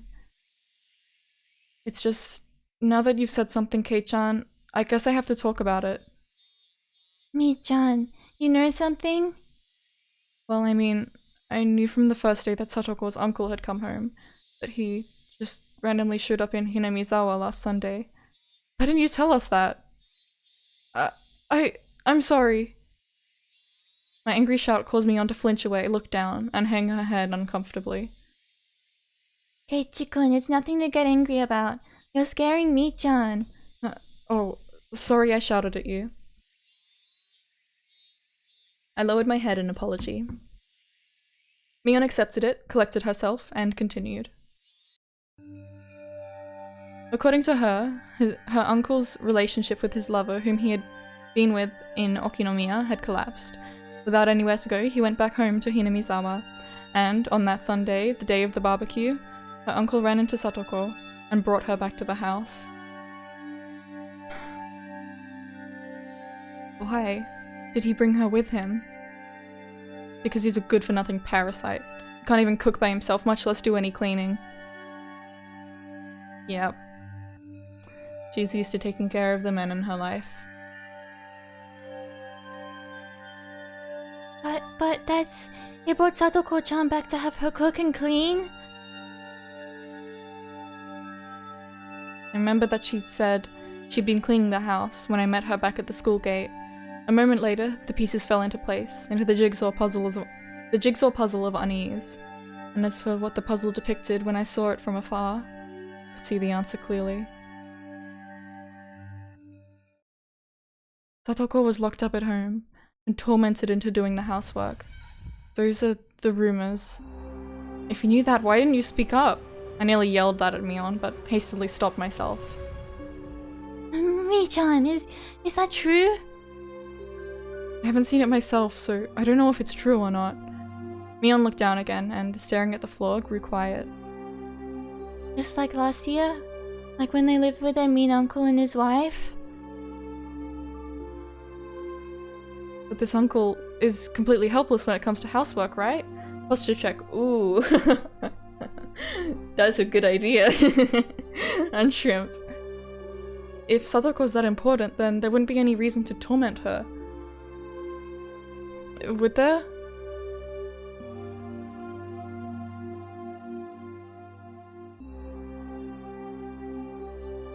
Sorry, I'm just thinking.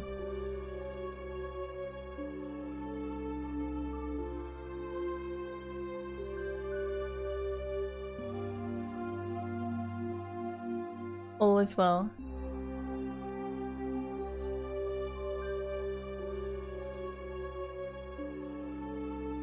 Okay, all's good.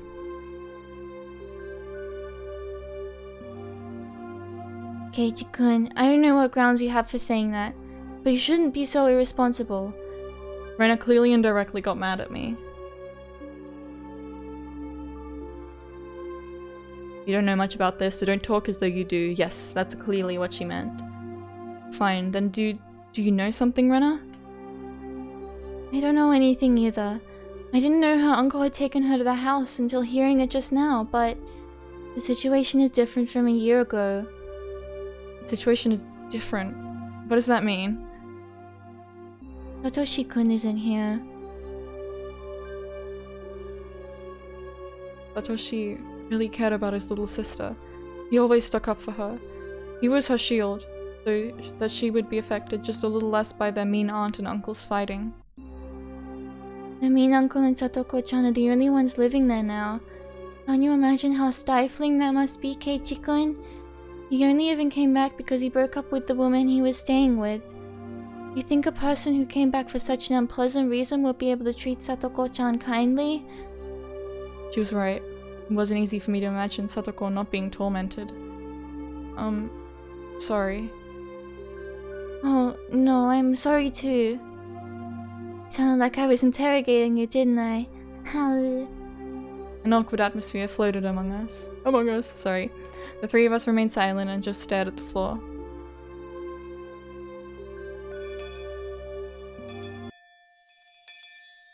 Finally, we heard the principal's bell ringing.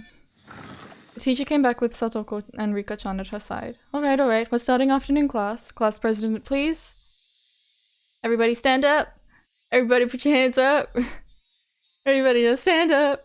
Oh, I'm sorry. How rude of me.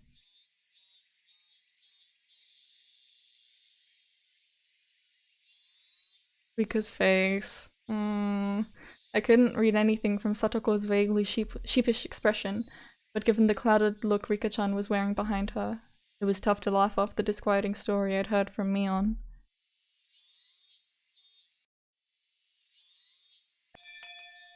I'm glad that it seems like Chie is trying to look out for Satoko. Alright, first time in a while everyone's been here. Let's have a roaring good time with the whole club. Yeah, perfect. Indeed, in times like these, the best thing to do was obviously get rowdy and scheme against one another in a club activity. Just what I was waiting for. Hey Satoko-chan, let's play! There was that game you liked, wasn't there? What was it again? It doesn't matter which. Tell me! Tell me! Mion laughed happily, took a bunch of games out of the club locker and lined them up on the desks. I think that was the first time Mion's ever let someone else decide on a game for her.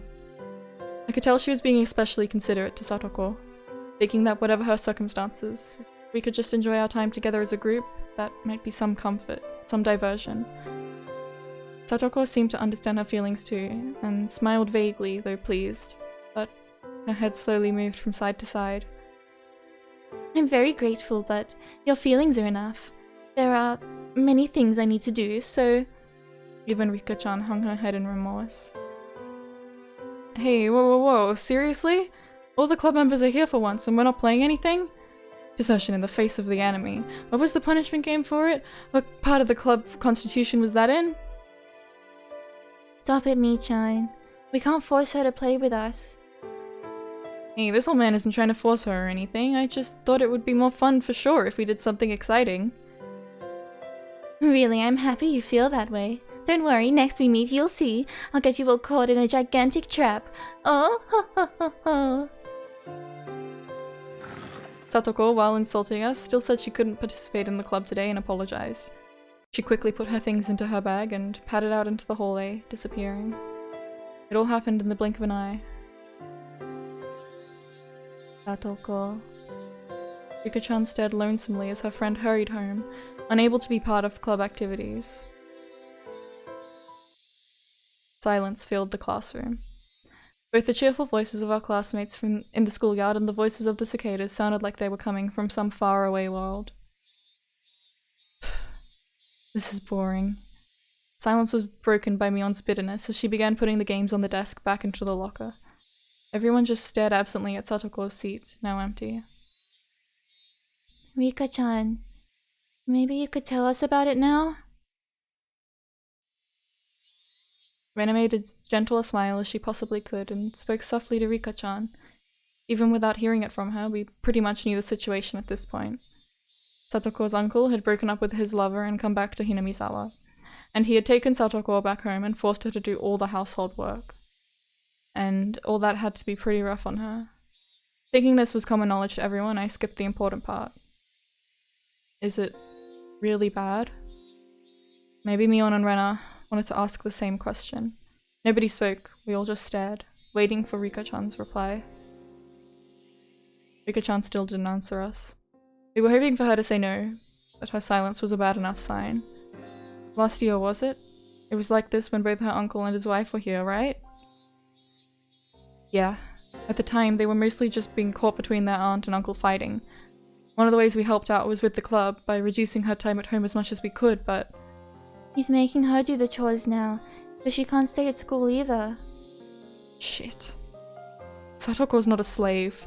Who do you think you are, ignoring your inability to live properly, and basically putting Satoko under house arrest? When you think about it, isn't this really strange? We need a lot of circumstantial evidence, but isn't this abuse? Can't we notify the police or something? You're right. If we had evidence she was being abused, I think we could tell the police. We can't talk to the region's can't we talk to the region's welfare people about this? Rena and I kept saying police, police, as though it were nothing, but Mion's response sounded like she thought we were a little naive. It's easy for you to say that. Have you thought about the risks of actually getting proof? What do you mean, risks?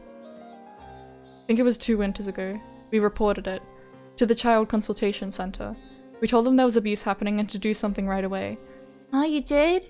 What happened? A person came as soon as we called. She interviewed Satoko and Satoshi about what was going on, and then their uncle and his wife too. I can understand asking Satoko and Satoshi, but wouldn't it be not so good to talk to the aunt and uncle? They said they'd base their judgment on what they heard from both sides. Great of them, wasn't it? So, what did they decide to do? Wait and see. Wait, what do you mean, wait and see? The uncle really studied up on this stuff. By law, you can't call it abuse unless assault or child neglect has been established. They poked and prodded Satoko and Satoshi a lot, but it never left any real marks on them.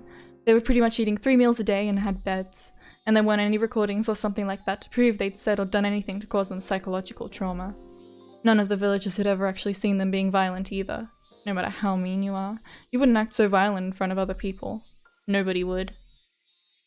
Then what happened? The welfare officer apparently went to visit on the same day each week for a while. The aunt and uncle knew they were being watched, though, and didn't torment them in any way that would stand out. Of course, that wasn't the end of it. You mean they ramped up how malicious they were being? Neon sighed and nodded. Their aunt was really damn stubborn. She's one of the most spiteful people I've ever known. Apparently she was doing some pretty disgusting things. Satoko was like a doll that did nothing but breathe by the end of it. So what? From that conclusion, does that mean they never should have contacted child welfare in the first place? Understand? Without proof of abuse so clear anyone could see it, there's nothing we can do. In fact, it might even make the situation worse. We messed up pretty bad. After hearing that even public organizations, the one thing they thought was dependable, couldn't do anything, everyone hung their heads. In other words, until we have clear evidence of abuse, we shouldn't notify anyone? Well, I mean, basically, yeah. I considered Satoko's current situation. She was brought back to her house. It was a little difficult to call that abuse. She was being tormented and forced to do the chores. How she was being tormented would be the key, but without concrete evidence it would be difficult to prove. If she had some kind of external injury, that would work. But as far as we could tell from today, she had nothing like that. And being forced to do the chores, that was a bit weak too. There had to be better evidence that she was, without a doubt, being abused. I know. Her uncle had ignored Satoko's existence for a whole year and went to live with his lover in town. Didn't that fall under one of the definitions of abuse that Mion had mentioned? Child neglect? Yeah, it's the perfect case of child neglect. What about that, Mi-chan? If her uncle weren't here now, it could be recognized as child neglect, but he's living with her at the moment, isn't he?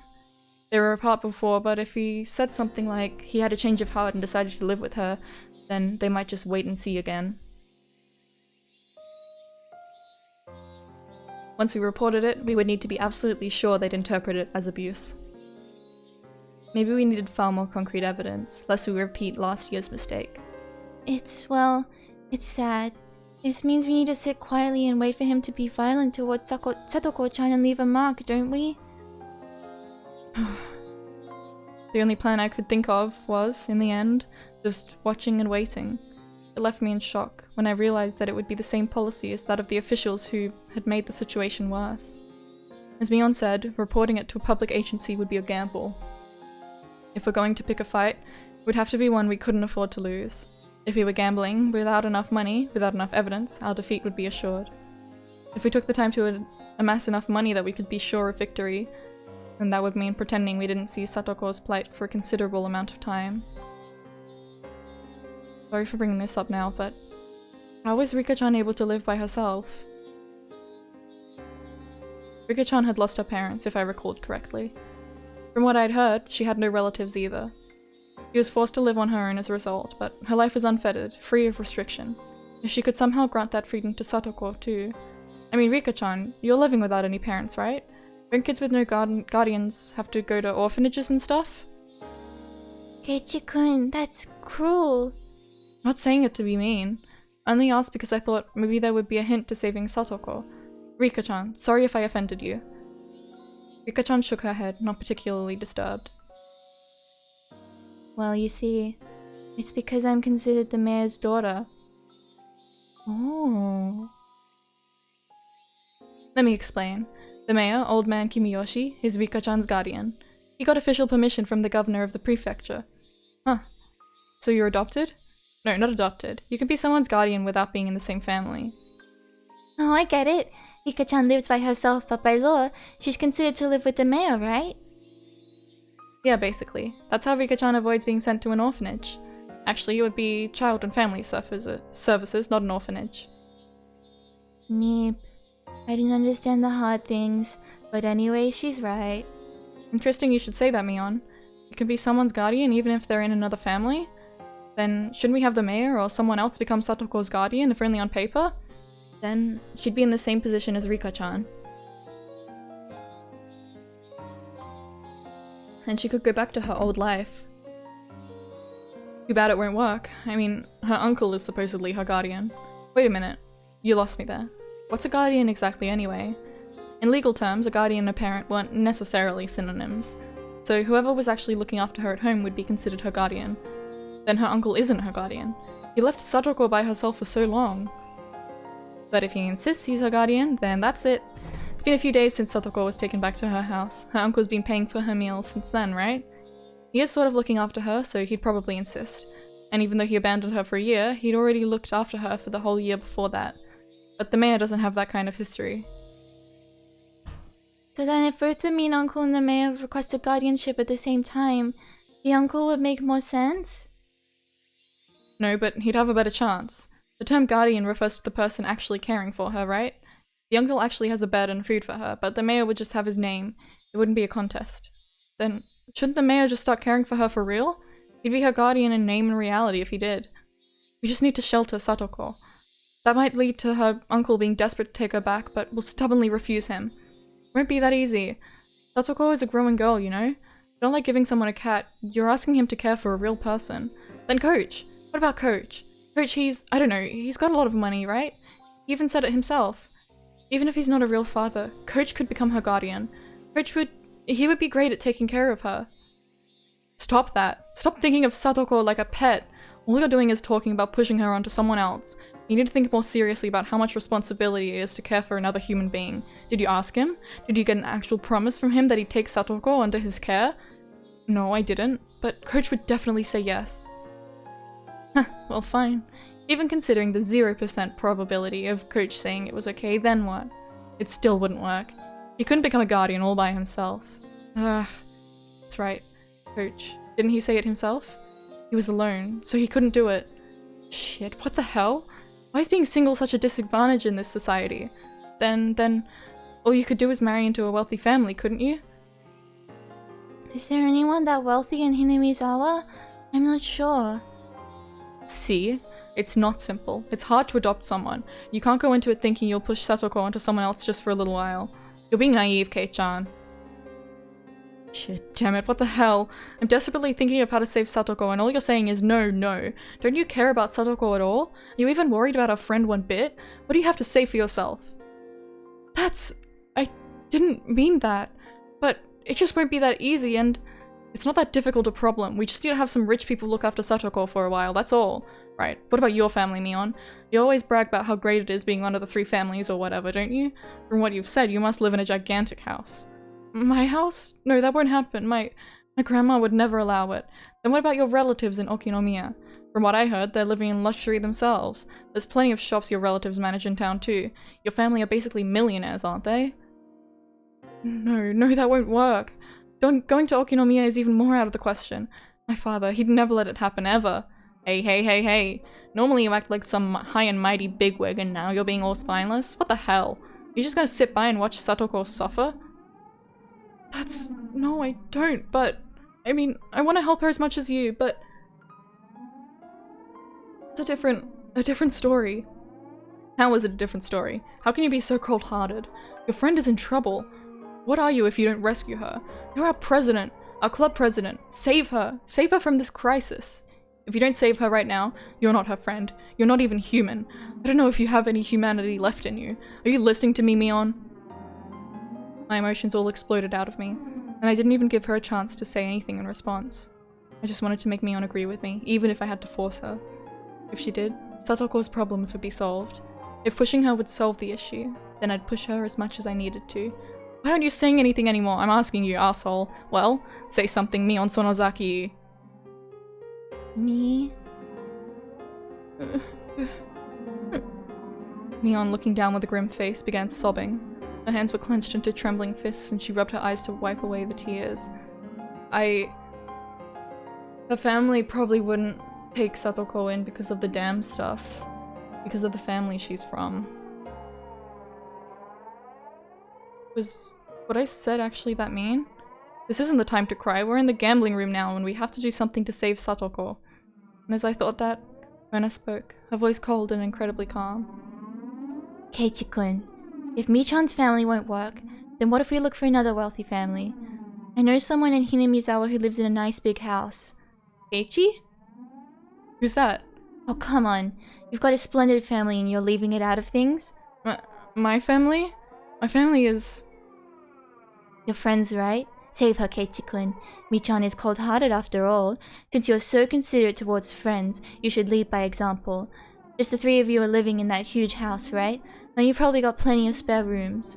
You should just give a few of the empty ones to Satoko-chan, and then her worries would be all over. What's this? We're done already? That was pretty quick. Okay, great. Congratulations on solving the problem. Then are we done for today? I'm going home. Hooray, hooray. Maybe I'll go treasure hunting. I haven't done that in a while. I was so worried about Satoko-chan until now that I didn't feel like going to play at all. I wonder what I'll find today. Say something, will you? Why am I the only one talking? Say something, you bastard. Are you listening, Keiichi Maebara? Even the cicadas seemed to cower in fear. Reina, her shoulders bobbing up and down, and me, who had forgotten to breathe. Mion, whose face had gone completely pale, and Rika-chan, who was keeping silent as if nothing happened. The atmosphere in the classroom grew tight and stiff, and it petrified us where we stood. Rattle. The sound of the chair as Rena sat back down after having stood up finally allowed everyone present to take a breath. Rena had shown me just how much I'd hurt Mion. Rena's scary. After a few moments, Rika-chan cut into the frozen air. Yeah. I'm sorry, Rika-chan. Mi-chan, I'm sorry to you too. I don't have to apologize to you, do I, Keiichi-kun? Yeah, I'm sorry. I'm sorry for being so unreasonable. Were you saying all that to me before? You said it while glaring at Mi-chan, so I totally thought you were talking to her. Rena had such strength that you wouldn't have imagined it normally. All I did was spout terrible things as a wave of violent fury passed over me. I couldn't contend with her. Mion, I'm sorry. I lost my cool. Come to think of it, I didn't understand what had gotten me that riled up. I thought of myself as Satoko's Nini, so I only had good intentions, that I'd think about it a little harder than everyone else, and yet... It's okay. You were worrying with everything you had, but all I was saying was that nothing would work. So I'm sorry. I did something wrong too. Mion rubbed away the tears at the corners of her eyes with her fists and apologized as well. We bowed our heads to each other and looked down, without glancing at the other. Someone, I don't know who, heaved a sigh. Satoko being tormented had been known about since last year. How had the tragedy back then saved Satoko? How had they brought it to an end? Right, in the end, nobody could do anything. All they could do was bear it patiently, and wait for those agonizing days to end. That's right. The one who brought an end to those terrible days was some crazy drug addict nobody knew. On the night of Watanagashi last year, their mean aunt had been beaten to death. But it hadn't been done to save Satoko or Satoshi. Right. It really was just a coincidence. Satoko's friends who needed to do something for her most of all could do nothing. The incident may have been a tragic one, but from Satoko's viewpoint, it was nothing less than a miracle. Yes, a miracle. A miracle one could only wait for. Is waiting all we can do? Not for evidence of abuse, not for something that minor. Huh? Wait, for what? A miracle. No one made fun of me for using such a crazy word. We couldn't come up with any solutions, so it was the only thing we could do. We're powerless. That one word Mion dropped was the finishing blow. It was hot. My body was sticky with sweat. The worst month, June.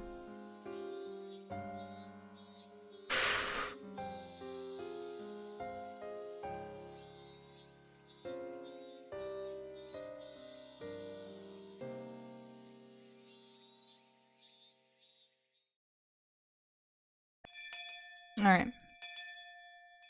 This is a good stopping point for today. God. Poor Satoko, man. It really is. It's really tricky, these situations. It's, yeah. Everything that I could say right now, the game has already said. Man. Yeah, got a lot to think about. I'm gonna have to take some notes as well after the stream. Oh, jeez.